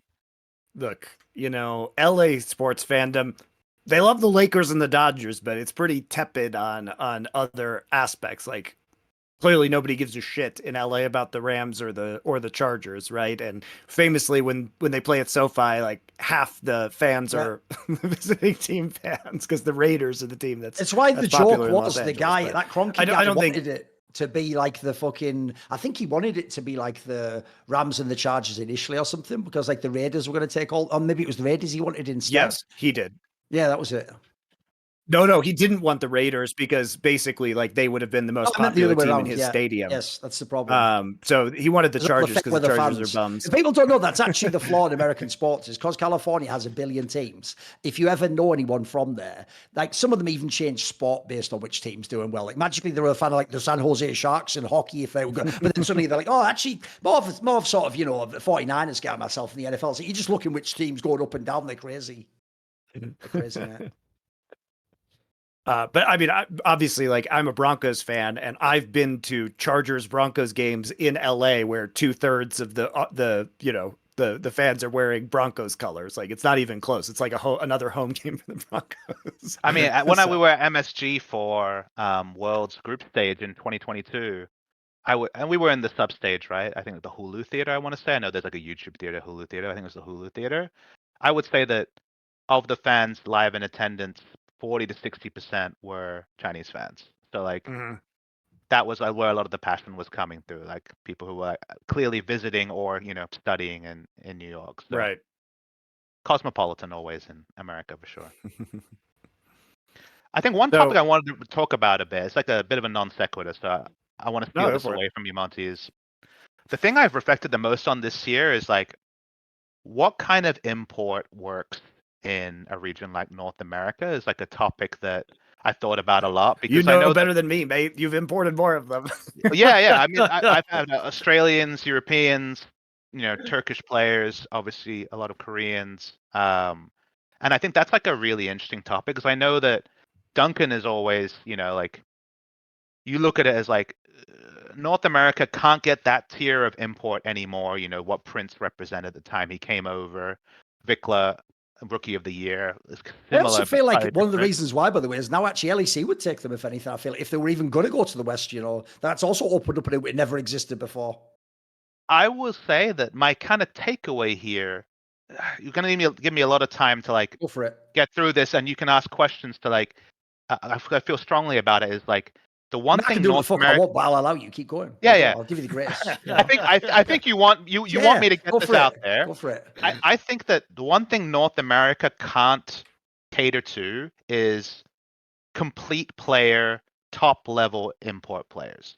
I think complete players, i.e., people who have found success in Korea or China, coming to North America, I actually think there's almost no way to make those players work because the moment that when you're a statured player, right? You walk into a new scenario and you're like, what are the things that got me success previously and how much of that is already set up here, or how can I like push this scenario to be more like the one that I know wins in Korea, for example.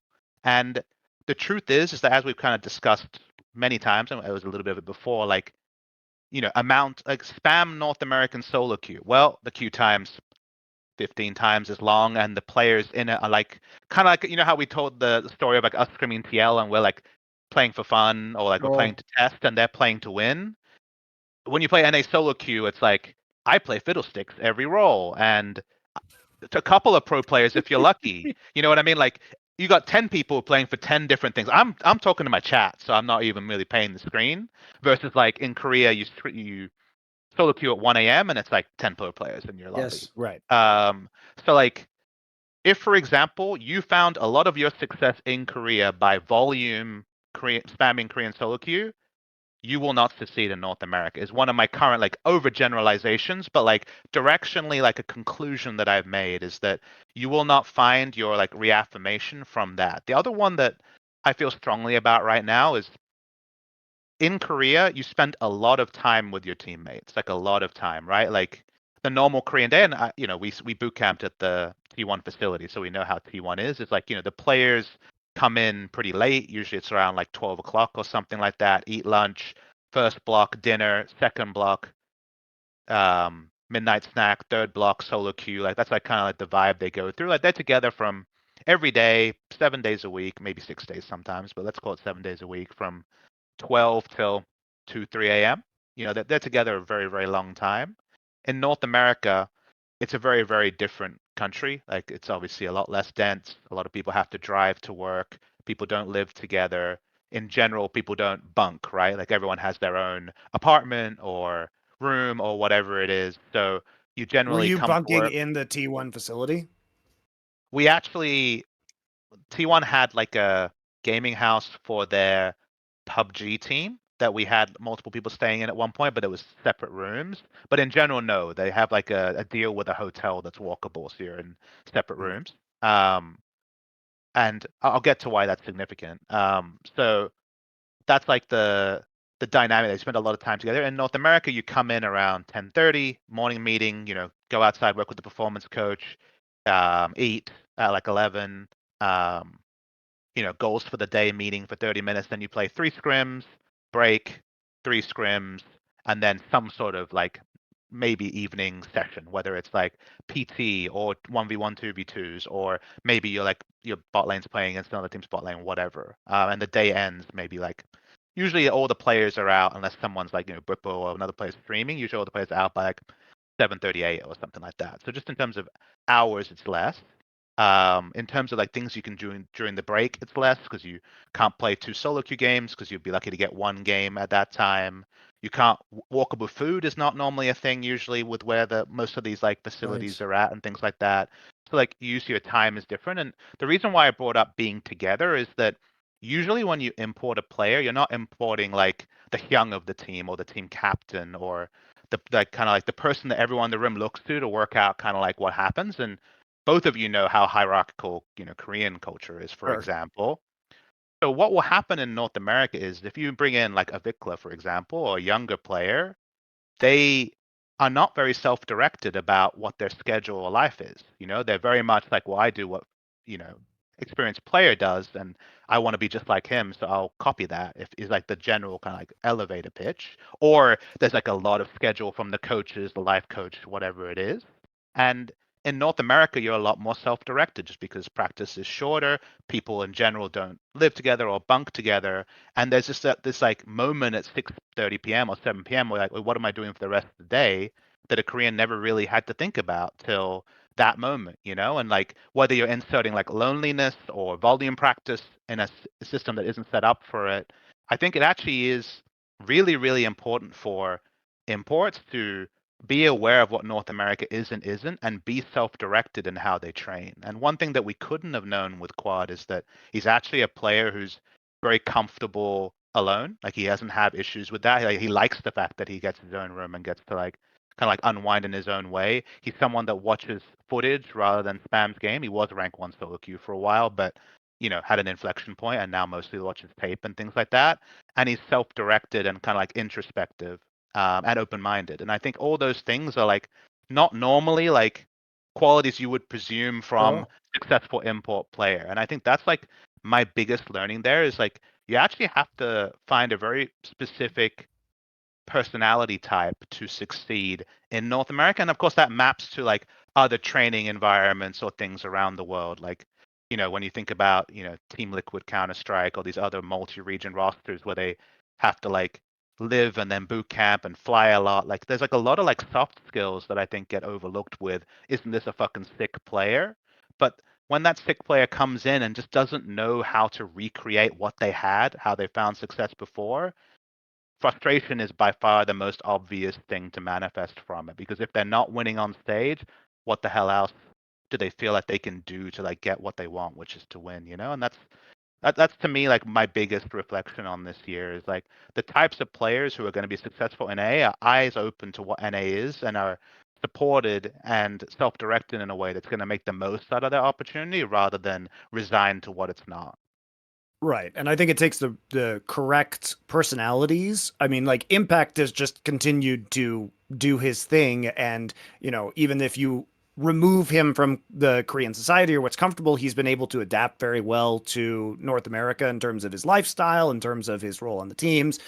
Core JJ has stepped into that leadership role. But to your point about getting younger players that might be promising or rookie of the year, like Vikla was on KT, it becomes harder because these guys were not in a leadership role. They were expected to follow other people's example. And all of a sudden, if you have less practice, maybe they don't take it as seriously, right? And they are not coming to step into a leadership role and have that be the symbol of the work ethic of the team, right? So yeah, the greatest example I can give you is like Vikla and where he was at in his career, and Busio this year, right? Like both of them young players with clear upside. Vikla's clearly a talented young man who are like have things to work on and need to like find a way to work on it. With Master and Busio, they grew up in North American solo queue, right? Like none of that is going to be new to them. They're going to have their own ways to cope and or get productive practice out of solo queue. So they're going to be that's not going to be a shock to them. Whereas for Vikla, I guarantee that in Korea it was spam games to get through the hardships of, scrims on KT Rolster Academy and things like that. And he just couldn't find ways to kind of like address the things. And even though we tried, even though attempts were made, like obviously this didn't happen in a silo. I just think that our rookies being North American rookies was a lot more straightforward for us. And in some ways, with Quad, we high rolled, and in other ways, like one of the things that was true with him is like he was perhaps the worst.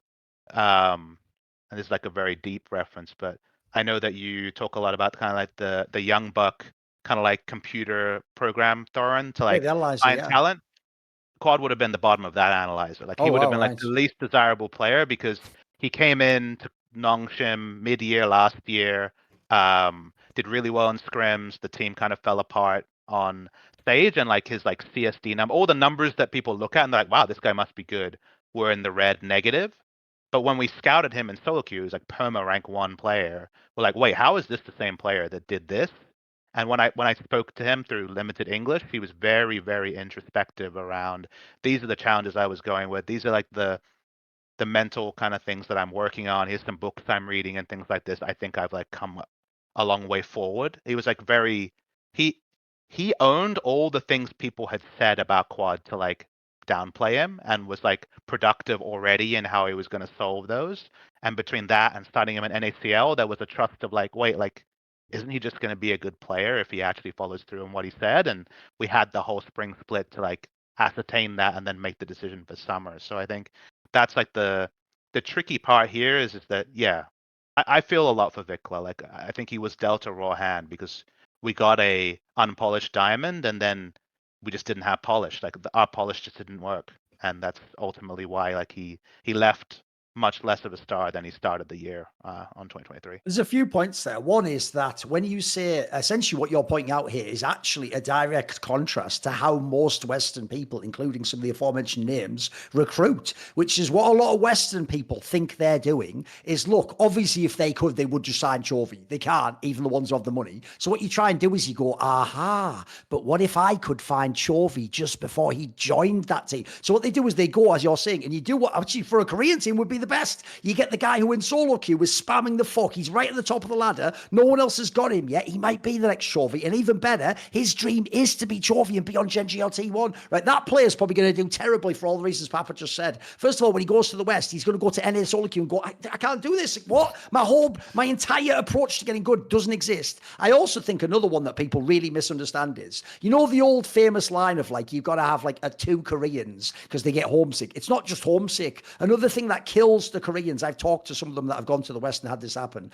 is when they get, as you're saying, to like the end of the scrim block and then they see their teammate fire up that new anime and the other one's like talking to his girlfriend in Discord, then the other one's going out to Chipotle and he's going like, this is just a one-off though. Like, no, this is how it is. Like, that destroys some of their morale. It's like you're saying, they want to be chasing the best guy on the team, almost like an old school sports approach of like, of course I have to grind because like Young over there is fucking way better than me and he's going to put 8 games in now. So that also kills them. And then as you say, by the way, so then if you think about it, if their real goal is, I'm going to do awesome on this 1 year here, then I'm going to go back and get on T1, they can't see that route anymore. And even worse, not only can that demoralize them, but I'll say this, right? You may be hinted at this. I also have seen cases where this is where not all, it's not programmed in a Korean's DNA. I do think they do have some sort of a penchant for hard work in a way, but some of it clearly is cultural. And what you notice that, mate, is I have seen some of them where some of the ones who maybe had bad results but actually liked it in NA were for all the wrong reasons, Papa. I've seen the ones that went as a lone Korean.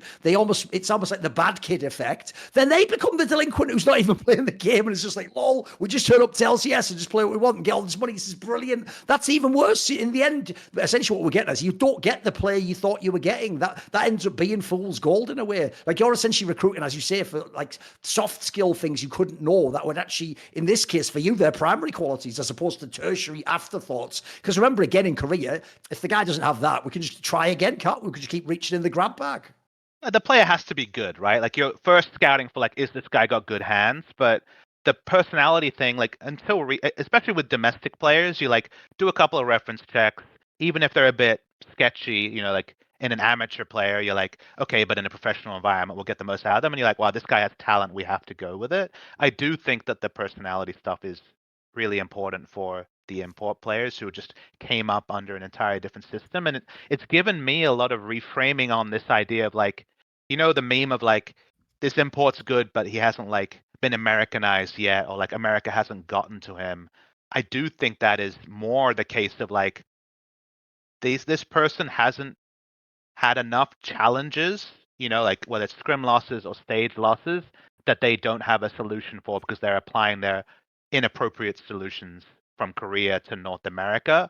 And then usually the inflection point is this person has lost, like this person's run out of solutions, therefore is resigned. And the moment you're resigned as a proud player who's achieved something in a perceived superior region, then I think that's where the drowning comes in. And I think that's what you see. And that's why I'm so proud. And this is like a lot of luck, some good scouting and things like that. That like, I think Quad might be the first ever Korean player who grew his star in North America. Obviously, someone like Berserker didn't have a star and then was clearly good on Cloud9 from the start. But Quad was like in a box as like, you know, he had that chance on DRX, retired, came back, had another chance, it didn't work.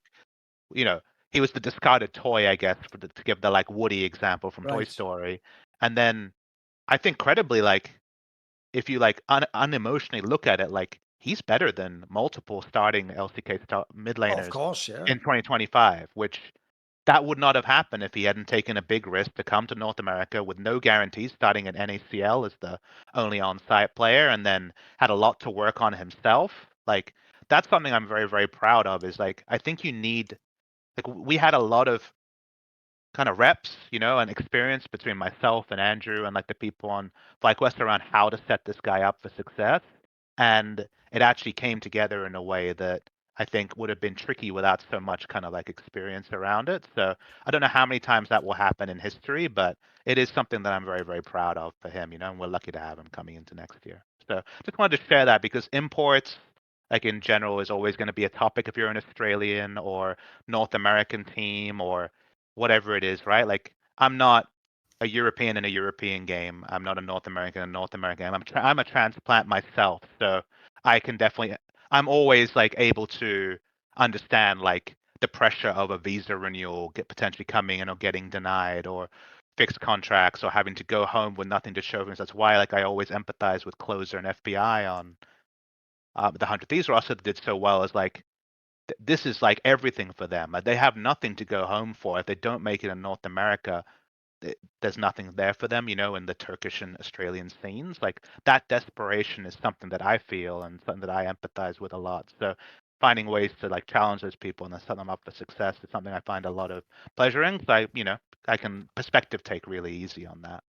By the way, one thing I would ask about that I hinted at there as well is, obviously you can never really know this, but I think you can get a sense based on personality type and, like you say, career narrative. In an ideal world, I have to say, I'll make this my region, Europeans, from knowing loads of the Europeans that have been over to the LCS, and crucially the ones who didn't, or who went and came back after the year or the split.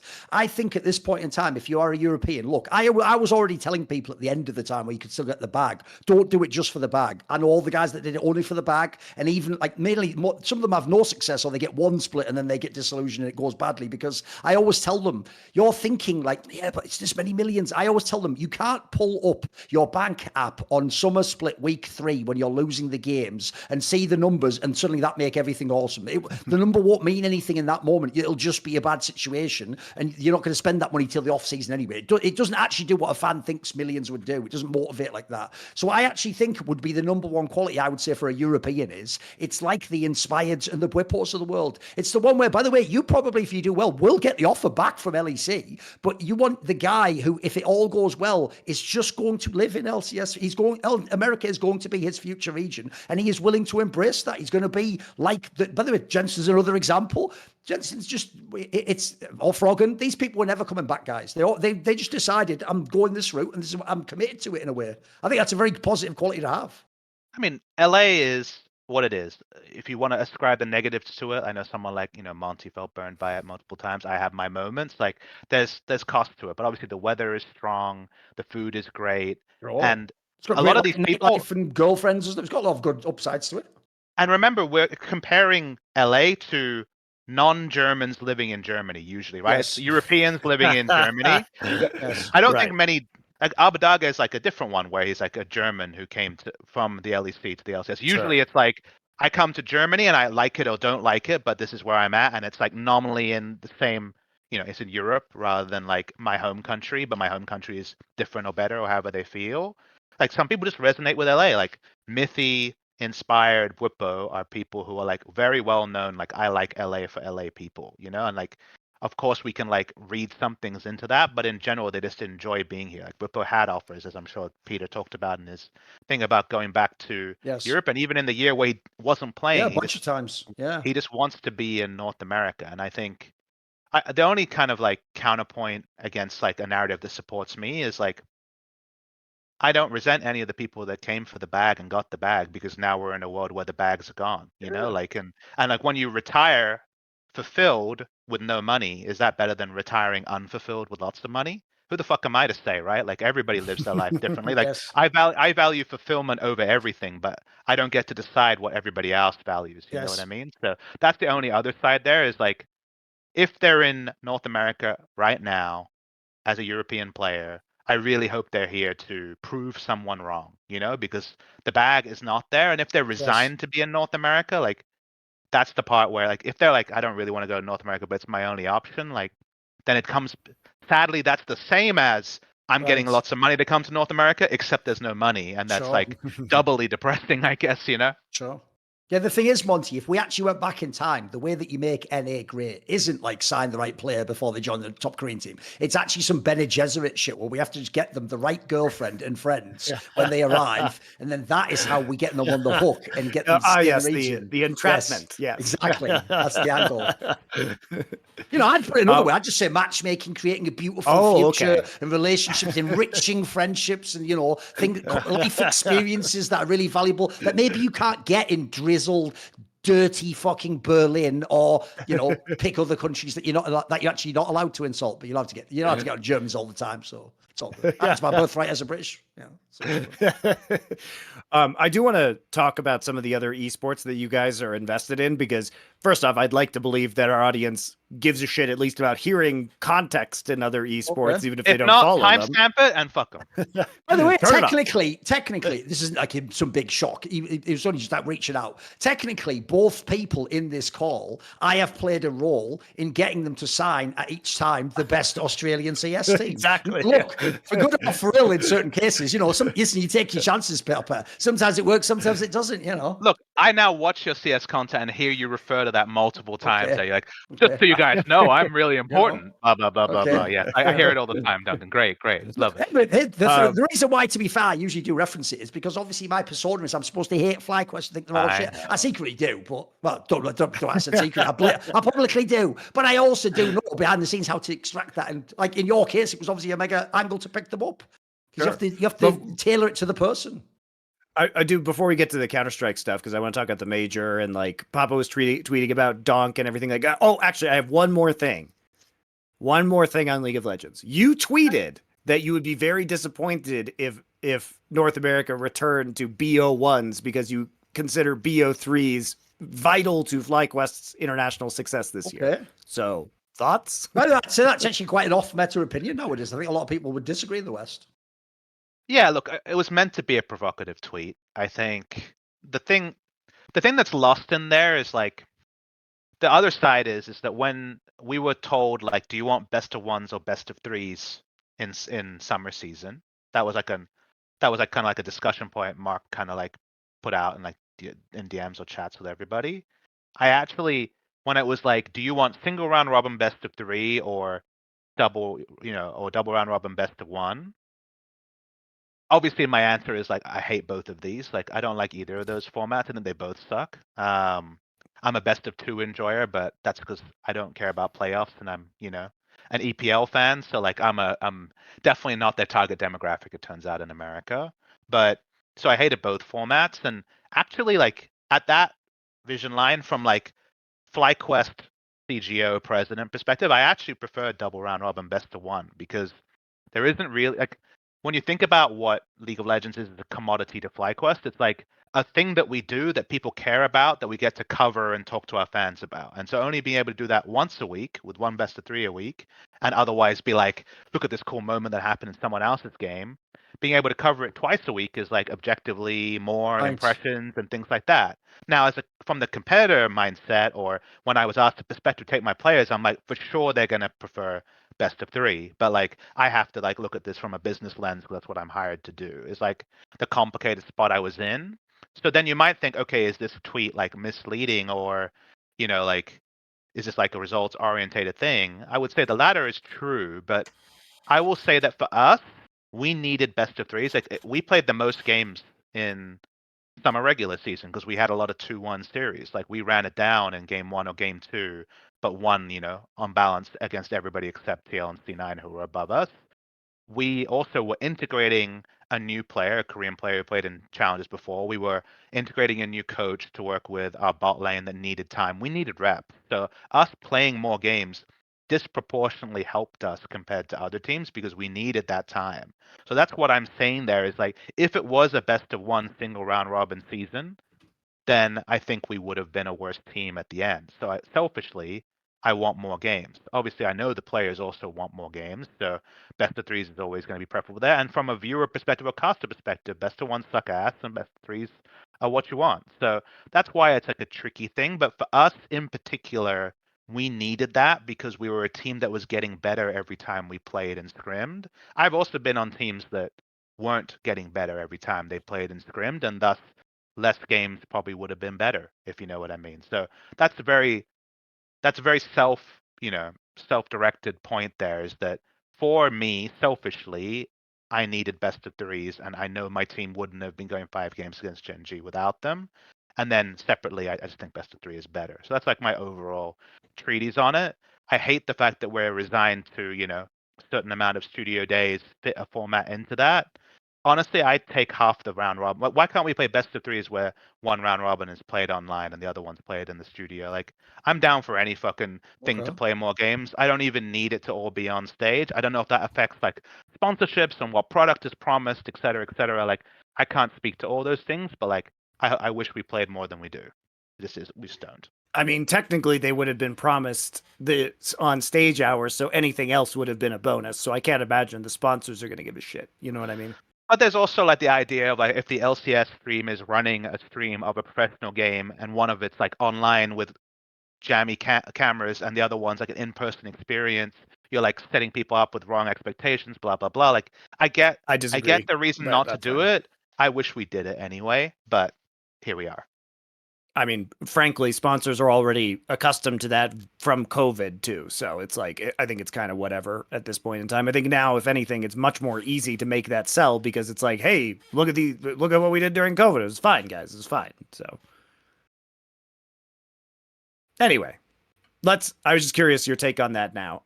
Let's talk about some of the other games that you've had success in because, if you're not tapped into the FGC, people might have missed that, like Punk, who's one of your fighting game players, won Evo for Street Fighter. Nitro won for Guilty Gear. So it's been like a really successful year for you guys on the fighting game front. And we'll also talk about the Australian Counter-Strike team. But this is now a big part of your job, is working in these other divisions. And Punk has long been, one of the best Street Fighter players in the world for years.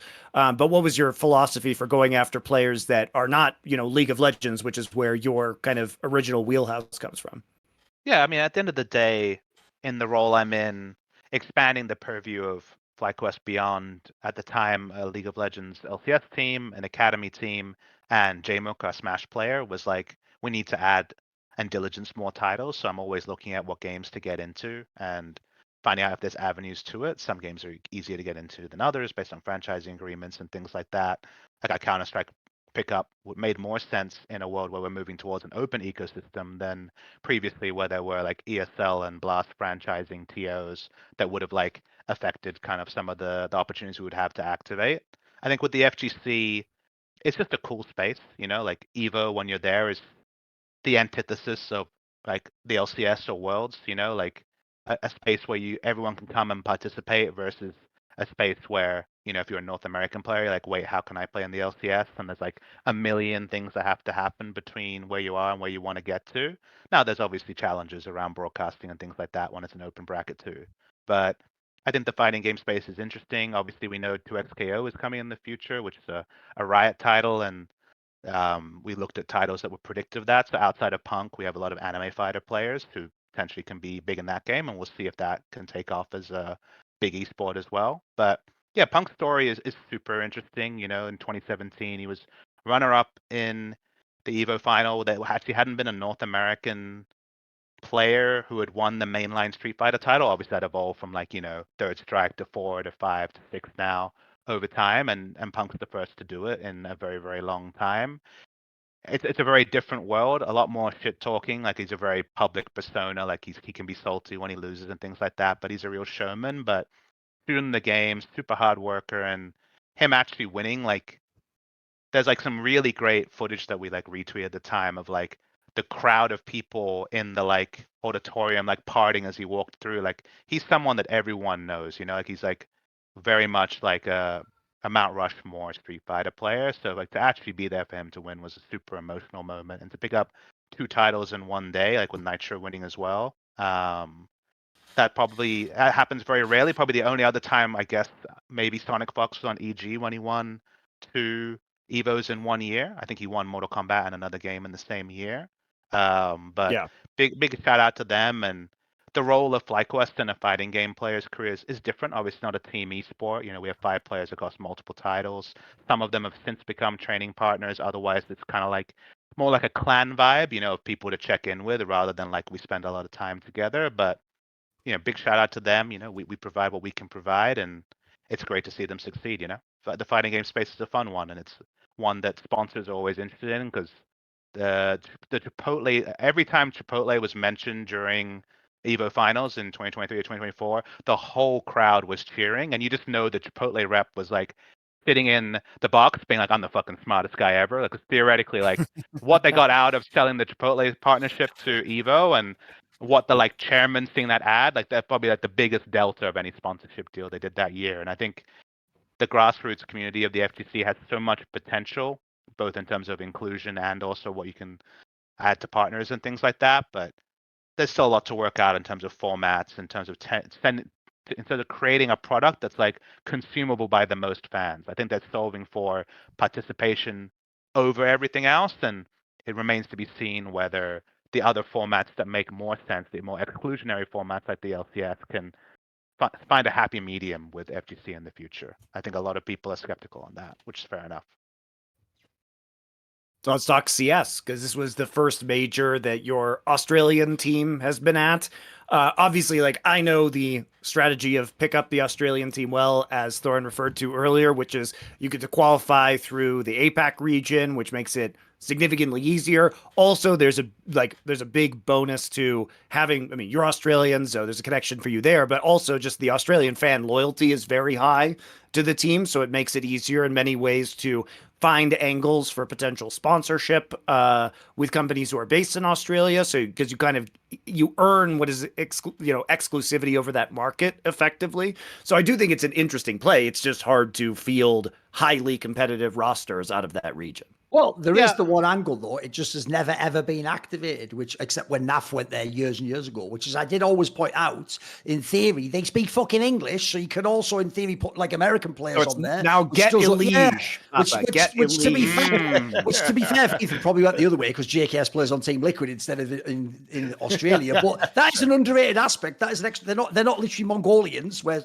you don't know what their level of English is. They can all speak English, although obviously Americans might not understand them. Is the joke? We all know that. I mean, the Elise one is interesting because I know John pretty well because his girlfriend is Goose Breeder, who's the star of our FlyQuest's Red women's CS team. So like we hung out with him at Dallas. So Thorin's entrapment plan is already working for you. There you go. I mean, John's a great guy. I hope he finds a fucking amazing team in Europe. And like actually, I guess he's probably with his European agent. I guess he's willing to commit to move to Europe, which probably wouldn't have been a given. Put it this way, Papa. The two moves, like saying in an interview. By the way, one of the most genius ways to quote this soundbite. He just said, like, I will do everything I can next year to make sure I'm in a position to win. Now, what's brilliant is if you're a fan of Cole, you go, dope, he's still trying and he's going to win in Cole. If who don't want him to be in Cole, you're going, perfect, he's definitely going to go elsewhere. Then he goes, and by the way, I happen to have an agent where if you click on his profile, European, and so it's like, well, you know what? That is actually... Bear in mind, he doesn't yet know where he's going to end up. He's played all sides perfectly. That is actually world-class PR. It's very well done. And no contract terms were violated that day. No, it's very well done. Obviously, everyone in Cole's like... Yes, exactly. What he did is there. It's the secret I've tried to learn, Papa. It's not that you can't say what you want, but you have to make certain parts be said in their brain, not out loud out of your mouth. That was the secret I had to learn. I mean, the best way to teach is to have someone else think that they came up with the solution themselves.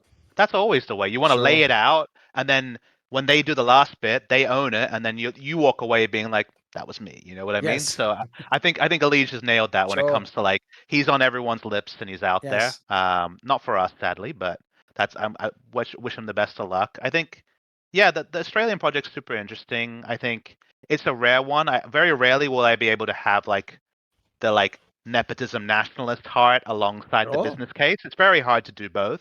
So I like that I could present something that resonated with me in particular to my ownership group and be like, here's the business case for it. Isn't this a good idea? And they were like, yes. And then from my side, I could go to the players and be like, this is why this is meaningful for me and it's how I can do you respect. And I get what you're doing, like they are based in Australia and fly 23 hours to every tournament, work out if they're going to boot camp in between and things like that. Like that's a pretty miserable existence to be like. Hardest. It's literally the hardest in Counter-Strike in my opinion, mate. Duncan knows this, but like CS has a very like traveling circus feel, probably on the talent side, but also for a team like our team where it's like, wait, are we really going to go home and fly this out? Are we going to try and like slum somewhere or scrim somewhere? So just being able to be like, hey, we can fund more boot camps. We can look after you in this ways. Hey, you don't have an assistant coach. We'll get you one of those. Hey, let's work with this for you guys. Like just being able to be like, I know your struggles because like I've lived through the same experience. You tell me what you need. I'll try and offer you more. And like, to be honest, the thing that I found the most with them is like, relative to like League of Legends, they have been impoverished, when it comes to support stuff. Like they just they didn't really have a coach, as Duncan probably knows, until 2023, I want to say, with Urkus joining, former player there. They didn't have like an analyst apart from like their coach, when he's not coaching, like doing the analyst work and stuff like that. But they didn't even know they needed one, or like they didn't know like what. If I was like, what do you guys need? They're like, we're good. And it's like, okay, well, I'll just add value then, which is like not actually a way a business normally functions. It's like adding extra and extra expenses. But there were just a lot of things that we thought we could do to help them, and they've had small ripple effects. I will say the Asia region has gotten a lot more challenging. Like you can't just be 5 good Aussie players rock up to the RMR and qualify. Yeah. Like it's actually getting a lot more competitive this year, and whether that's people min-maxing kind of like roster details. I know, Duncan, you were so happy when I came up with the RMR comparison of my roster and that.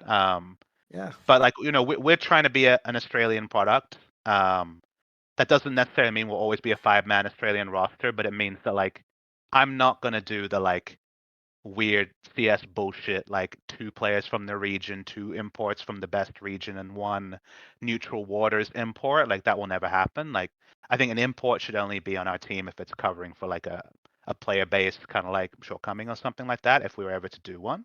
But in terms of like trying to set them up, like obviously making it to the major was a big business win for the players and for FlyQuest, so that was definitely a kernel of success. But also finding ways to create procedural wins that will allow the floor of the team to increase, because one thing that nobody wants, including the players, is attending a lot of events because you happen to come from a small region, showing up, losing, and going home. Like Oh, that, I know that's like what's been levied towards the team, you know, like kind of like they're getting the sticker money, therefore like they don't care about the rest of the circuit. None of the players think that way, and their actions follow that. And consider the experience of flying 23 hours to lose 2 series in one day and then flying 23 hours. I'm fucking miserable. So oh. it's great to see that they're receptive to punching up. And for us, we look at this year as a great baseline, but we're going to look for ways to, as a group, continue to move them forward as much as possible, because I'm never a big believer in enough. I'm never someone who attends things. I'm either, I get there and I'm like, great, this is where we're at. How do we get better? Is it easy or hard? Great. Let's just follow the steps. And if the ending is aspiring to be number one, and at the same time, I'm not going to be delusional. Is a team with a core of 4 or 5 Australian players going to win majors regularly? Probably never. We have a lot of player-based issues. The solo queue, like the face it kind of infrastructure in Australia is like insanely worse than like the Of NA solo course. queue for League of Legends. Like it's a lot more restrictive. There's a lot more challenges there. But if we don't aspire to always have more than we currently do or get better, then what is even the point of competing? So I think just trying to like push what I've picked up in other esports titles or from my school psych background, ways to up level the team has like been a lot of the focus this year. And the major is a great first data point, but it's certainly far from enough. You know, we finished 2-3 at the major, and like it's a little bit of a false presentation compared to the 2-3 of our League of Legends series against Gen G, but there's something there, but there's a lot to work on was the takeaway on both of them. By the way, there's actually an angle as well I think people will miss, which is, first of all, I have no problem whatsoever with someone saying, I want my region that I come from for personal reasons to succeed, and I want to do everything I can when it makes sense to do that. But also, you're not just doing that, like Jason Lake's doing that with Complexity, and as I said, Big does it in German CS, etc. But the other reason also why it's a quality angle, which is mistaken by people, that's what I was talking to Jason Lake about, is in theory, you can then tap into your fan base in a way you can't if you're just mercenaries. Because there's a difference. The best example is NACS with Call and Team Liquid. Why do you think people are okay with Call just being like, they made a top 8 off kind of a lucky run, but they didn't do that much? And people are kind of like, yeah, well, they're good players, whatever. People aren't super enthused though, whereas people are really angry with Call for not being better. That's because Call is full of North American players, and they have a connection there that, like, essentially, if you're Jason Lake and you can tweak that formula and you get the right imports to go around the NA play, you would have the ultimate, you would be the NA team in the way that TL will never be. TL would have to essentially just be the best team. They would have to actually like win tournaments. And that's when people will accept pure imports. It's like only a name value from NA. So similarly, I think in your case, if you are from Australia, obviously you want to have some level of success, but you can also tap into a unique fan base that isn't just with a 23rd best CS team of whatever stripe with all players that you see in other teams. It could be better. It's like, let's say we were 23rd in this case, but we're all Australian. That is that's even a different marketing proposition. And that clearly has its own upside that can't be overlooked.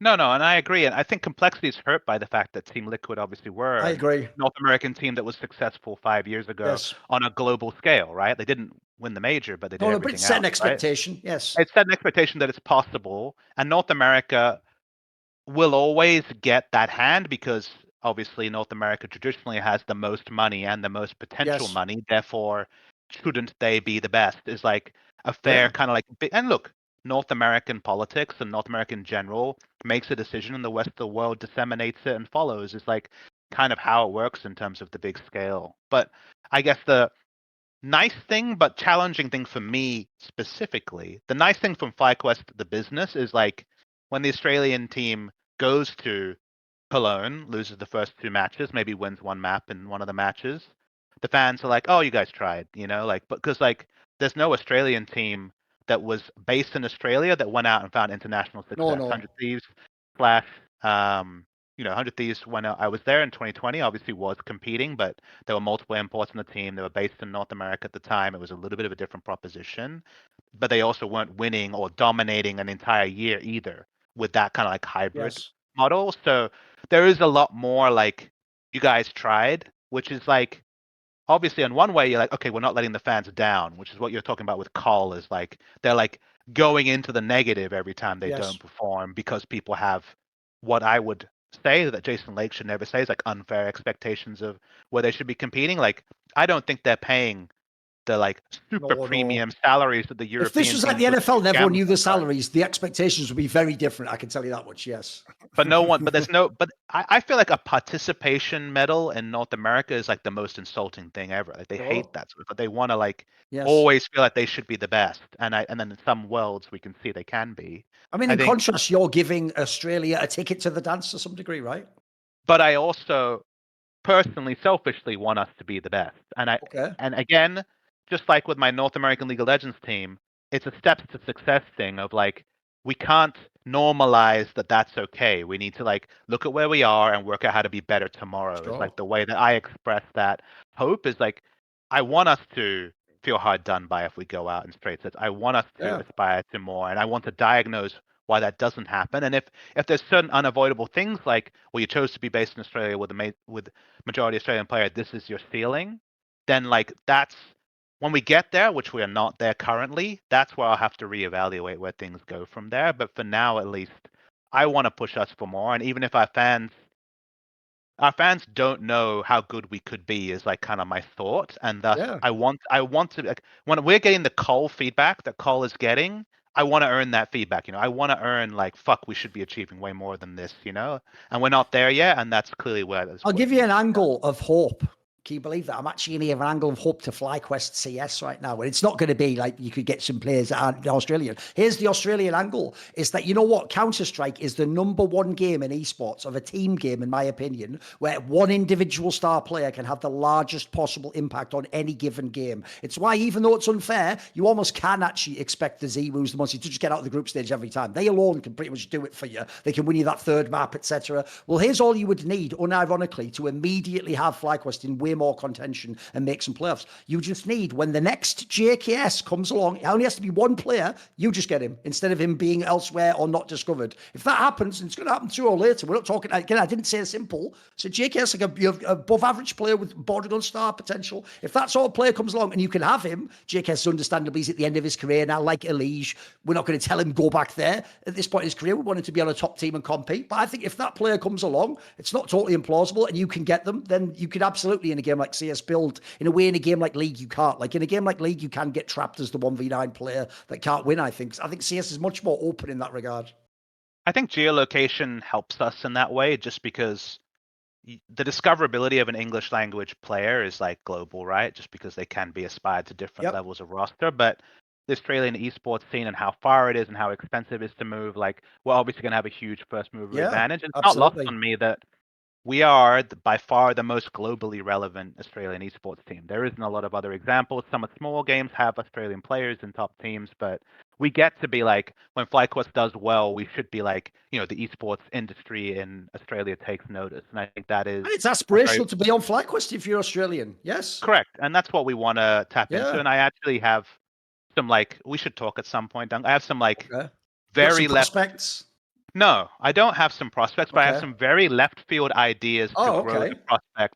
Yeah. um, Okay. the prospect acquisition that are like I've told to people, and they're like, I'm their boss, so they kind of like smirk at me, but they don't. Maybe they're shit talking me behind my back. It's hard to Right. say, but like I do think that it's going to take some novel approaches to find those new JKSs and things like that. Like Vexide is obviously our most upcoming player, Yeah. still young in his career and can become something, but there isn't 5 other ones not on Yes. FlyQuest for us to Sure. sign. So I think that is a unique problem there. But yeah, being aspirational, growing the talent pool, finding ways to do it the right way. Like that's all big things there. And I'm lucky that the business case, again, provided by Valve through sticking Yeah. with the major, allows me to be indulged, if you know what I mean. Like I get Yes. to win on both ends, and Yes. that very rarely No, happens. you've got some breathing room because of the financial aspect. Yeah, by the way, another thing as well, I think is very positive that you just said there is that you're taking a similar mentality to League. And it's not like because you've got the Aussie bias, you're going, oh, no, it doesn't matter.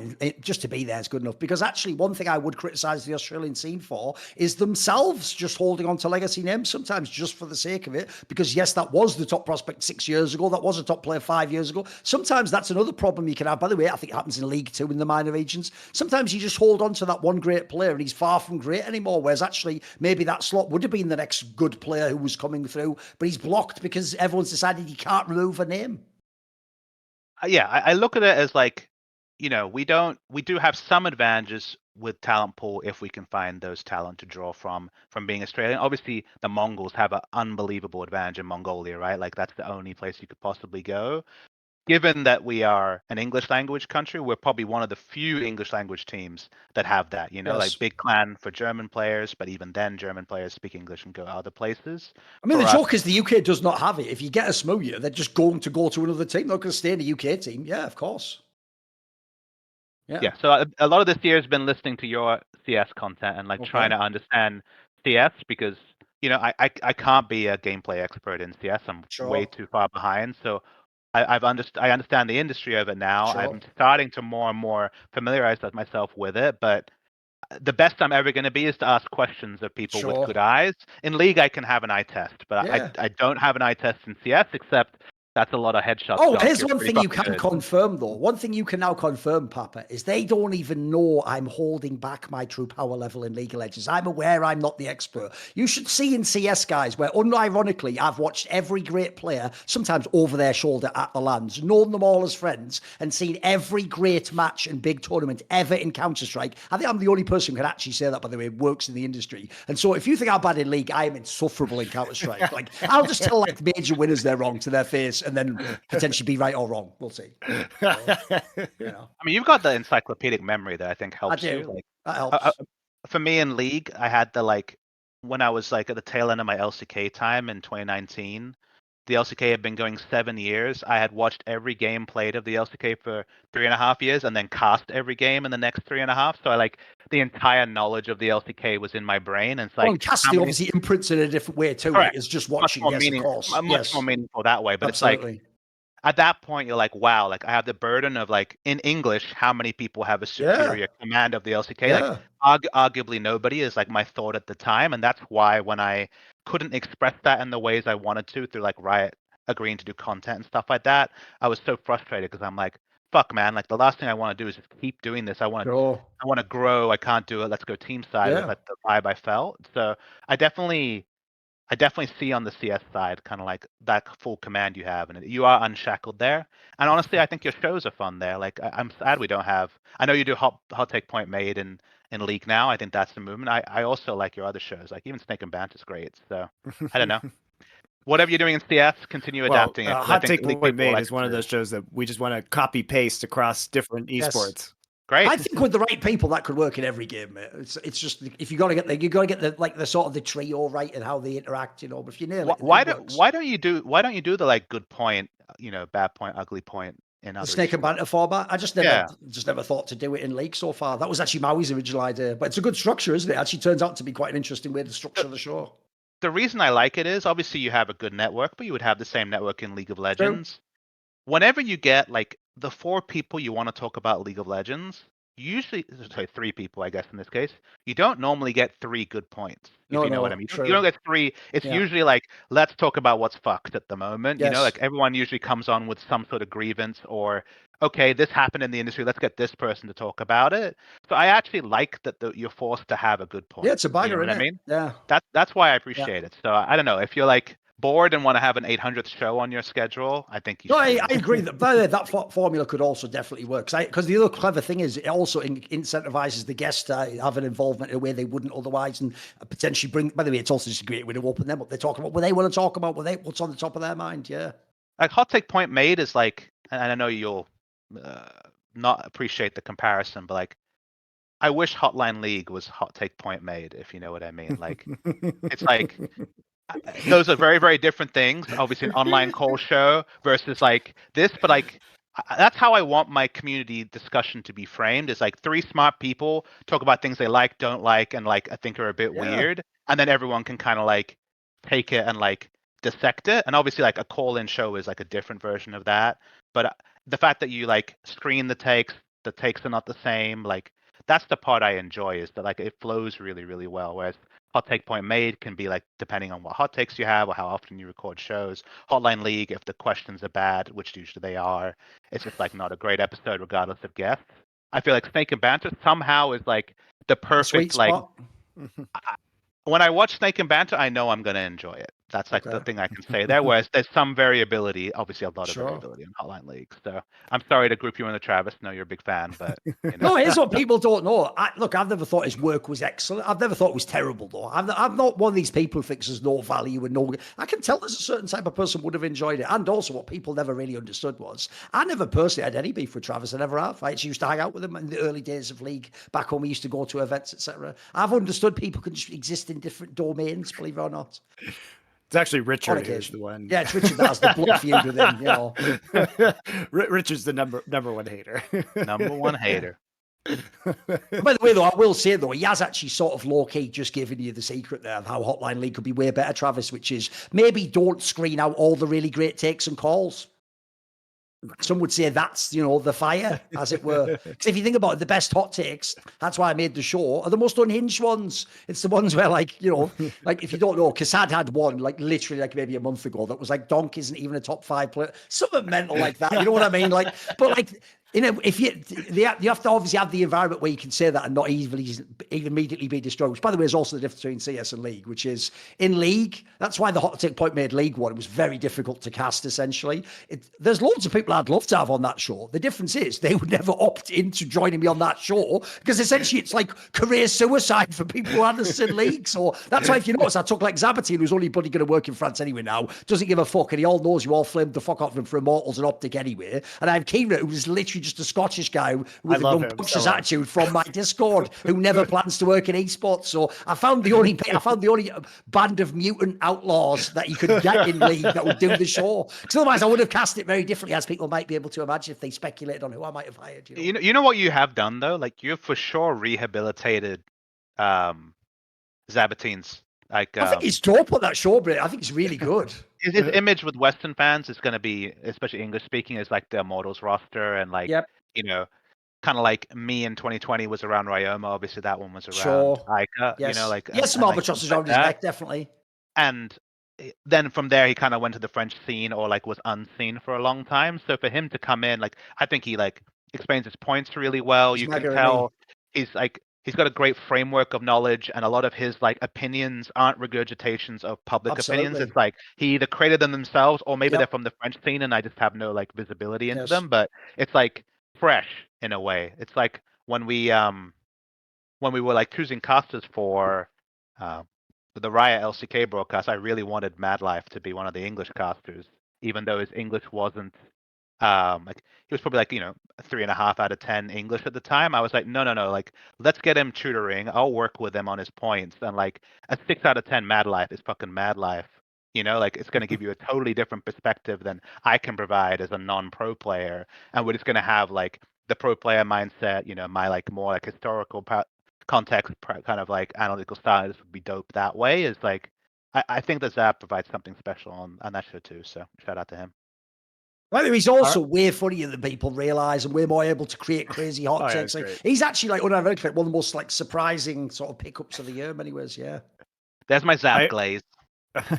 I have one final non-esports question for you, Papa, which is because you are a TV aficionado, what are your top 3 shows for 2024 now that the year is basically over? What are my top 3 shows for 2024?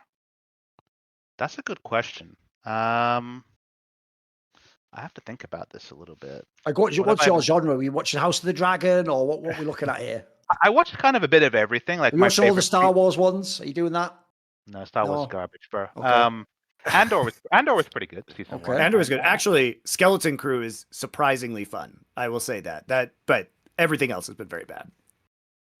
You've actually caught me. I mean, I have a big TV, kind of like I'm very good at recommending shows to people, but even thinking about what came out this year, I'm like, I've been in the League of Legends brain for too long. But my favorite show of all time is probably BoJack Horseman. I don't know if you ever watched that. Oh, do you Yeah, know of the course, irony of right? that? That is Travis Gafford's favorite show as well. And do you want to know something that would? Do you want to know something that would actually blow their minds? But sadly, Papa, I'll never. First of all, I'm not the right guy to be the peacemaker anyway. But it'll just never happen. Here's what they don't know. Neither of them know this. Do you know that Travis Gafford and Richard Lewis both love BoJack Horseman? So if you could ever I get also them, love BoJack. it's the way that could be the bridge, is what I'm saying. But again, I'm not really the guy to be the peacemaker. You know, I'm not the guy you sent to Northern Ireland to do the peace. You know, I can give you the idea, but you got to run with it. You know. Just have a show where they both have to talk about their mutual love for BoJack Horseman and just see what comes. What will be the ripple effect of that? Who knows? The problem is, I'm really scared Richard would just do that thing where it's like, I actually hate him more now because he doesn't like it in the right way. No. Think, Yeah, which I it's do true. want myself. It just I'm goes like to that. show that BoJack is a universally accessible There show you that can be go. enjoyed at different levels. Yes. you know? Okay. Okay. I love being disarmed by a medium with themes and storylines that clearly traverse the medium. Like, for Right. example, Yeah, it's a great show. It you really watch is very good. BoJack and you're like, is this some Family Guy thing? Especially because the opening Sure. episode is so like slapsticky, and then you're like, wait, this is so fucking real that if it was done with humans, it would be too much to like take on, you know? Because like it's so ultra dark that like the animation somehow makes it okay, you know? Like that's, Well, it also just has those moments of levity, like the really clever wordplay in it as well. And you know, you're disarmed also by the people with animal heads. You know what I mean? So it's great. It is a really good show. And what about, is that, throw some names at you, tell me if any of these take your fancy. What about, obviously everyone was raving about the Penguin. Was that didn't on watch your the radar? last episode. I thought, look, I will say the body transformation of fucking the main actor is Colin Colin Farrell's Farrell, right? Like, I watched the Unbelievable. whole thing, and I still, I have a I really know. good, I can't see that that's him. I can't see it, Papa. Even the whole time I watched it, it doesn't look like, even the eyes someone doesn't give it away for me. I don't get it. I don't get it. It's crazy. It was good and gritty. Like you can tell that DC is taking the right learnings from kind of like with the moments, the way they should move the show. It was good. I don't think it was like transcendental, like maybe some people are gassing it up too No, much. I mean, I think the thing with the Penguin is I do think it's worth watching, but it is very derivative of other gangster media, right? Sopranos, Goodfellas, you know, Godfather, which Like- doesn't make it bad, but what really stands out is the fucking acting in that show is crazy. How do you feel about Line of Duty, Thorin? Have you watched it? I've never seen that. What is it? I haven't seen it. Line of Duty is a British show that's like, you know, police drama with lots of like, you know, is that person a dual? It's very well written, very long British show that like for some reason activates my pleasure centers in a pretty similar ways to the Penguins. So it's a good show though. Worth What watching. about, because I'm trying to think what Papa would what about, do you watch, like, I don't know, Dark Matter? Did you watch Ripley? Do you watch any of these? No. I watched a lot of stuff, but not those two shows. Yeah. It's hard. I feel exposed here because I really care about TV and watch a lot. I of know, it, that's but- why I'm asking you. What the fuck? No, I man? know. Well, you got to give me things to riff on, bro. But I've watched a lot this year. There's a lot of good television. The these days. Gentleman, did you watch that? The Guy Ritchie No. thing? No. No, I Arcane. did watch. It was fun. I like Guy Ritchie a lot. Like I liked. Yeah, I'm a Sure, big fan. surely you watch Arcane, Baba. Yeah, I watched Arcane. Is Arcane good? The whole thing, like the two. Have you watched any of it, Duncan? No. I'm not really a The big first anime guy season is anyway. much better than the second season. I think that Arcane, based on what you think it's going to be and what it is insanely better than you would expect. I thought the second season ended poorly, but like what they were solving for was less interesting. Like, you know, if we're talking Game of Thrones, I'm a like, you know, political intrigue. I love it, but the like dragons flying around CG, I'm like, I don't care about this, if you know what I mean. So like, In that case, are you watching the new Dune show? That should be right up your alley. no, but I watched the movies. Obviously. If you like House of the Dragon and Game of Thrones, it's right up your alley. It's that sort of intrigue type thing. I've got one more to throw at you that I should have said before, which is Shogun. Shogun was fucking good. Did you like that? There you go. Shogun is there you very go. good. I also Shogun's thought very that was pretty good too. Yeah. Definitely Shogun and Anna Sawai and Shogun was so fucking good. That's a great show. If you like Shogun, I highly, highly, highly recommend Pachinko. It's on Apple TV as well. I think Duncan, you should definitely watch it. I think you would really enjoy it. It's like the first show I've ever watched. So Pachinko is the story. It's a generational story of a Korean family that goes through the Japanese occupation of Korea, and it's like it's how it displaces like that generation, the next generation, the next generation, where like the third generation is like, you know, a Korean guy who speaks Japanese and English working with an American company in the 80s. Does it and then show like the darker yeah, aspects of that? yeah, Oh, very right. Holy dark. shit. That's interesting. I'd be interested to see It is that it show. is it's extremely fucking good, and the reason why I love it so much is, and you a little bit less, Duncan, but definitely Monty can like appreciate it. It's the first show I've ever watched where it has the 3 colored subtitles, because it has English, Japanese, and Korean Right, being okay. used, right? Because it's like Koreans and Japanese occupied Korea, and Koreans in Japan, and Koreans speaking English, and it's like, obviously, my time in Korea, I had a lot of like languages being around where I like had limited visibility into all of them. It's really, really fucking good. So highly recommend Pachinko. It's 2 seasons, I think like 16 episodes altogether. That's a show that I watched this year and really loved. So highly recommend. The Bear. So The Bear I've watched, I think I love aspects of it. I think the last season it was kind of whatever, but I really like the Season 2 main was actor. really good. I really like the main actor from what was that show? The one that was in British Shameless. So he was in sure. he was in the American Shameless show, and then he's the star of The Bear. I like the actor a lot. I think the show is definitely worth watching. It's a great acting showpiece, but the last season I wasn't that into the last season compared to a lot of people. It's good though. There's a lot of peak TV these days, bro. There's a lot of great stuff to watch. I've broken one of my own cardinal rules recently. I've never been a guy who watched anime, and I've been watching a bit of anime recently. Like legit, my anime experience is Cowboy Bebop, Death Note. I mean, that's a good one. Death Note till they killed off the wrong character, and I got upset. Sure. And then like really Little House, and there's a new anime show called Dan that's on Netflix that I adore. It's Really? really fucking good. If you watch it, there's like plenty of places you can bounce off, but it's a very beautiful show, and that like subverts every anime trope. Like it's like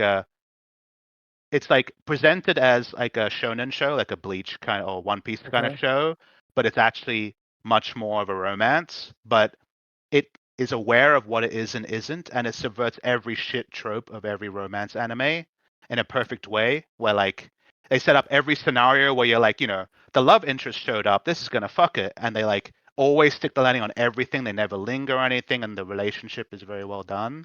It's a very, very beautiful show that's worth watching if you are open to watching an anime. You'll watch the first episode and be like, this is every anime trope I've watched. I hate it. But if you like let it simmer, it's extremely beautiful show. And that's as someone who hates anime, so I recommend it. I know this is last year, but did you watch Blue Eye Samurai? I didn't know. Oh, Should I have? okay. Yes, it's excellent. It's very good.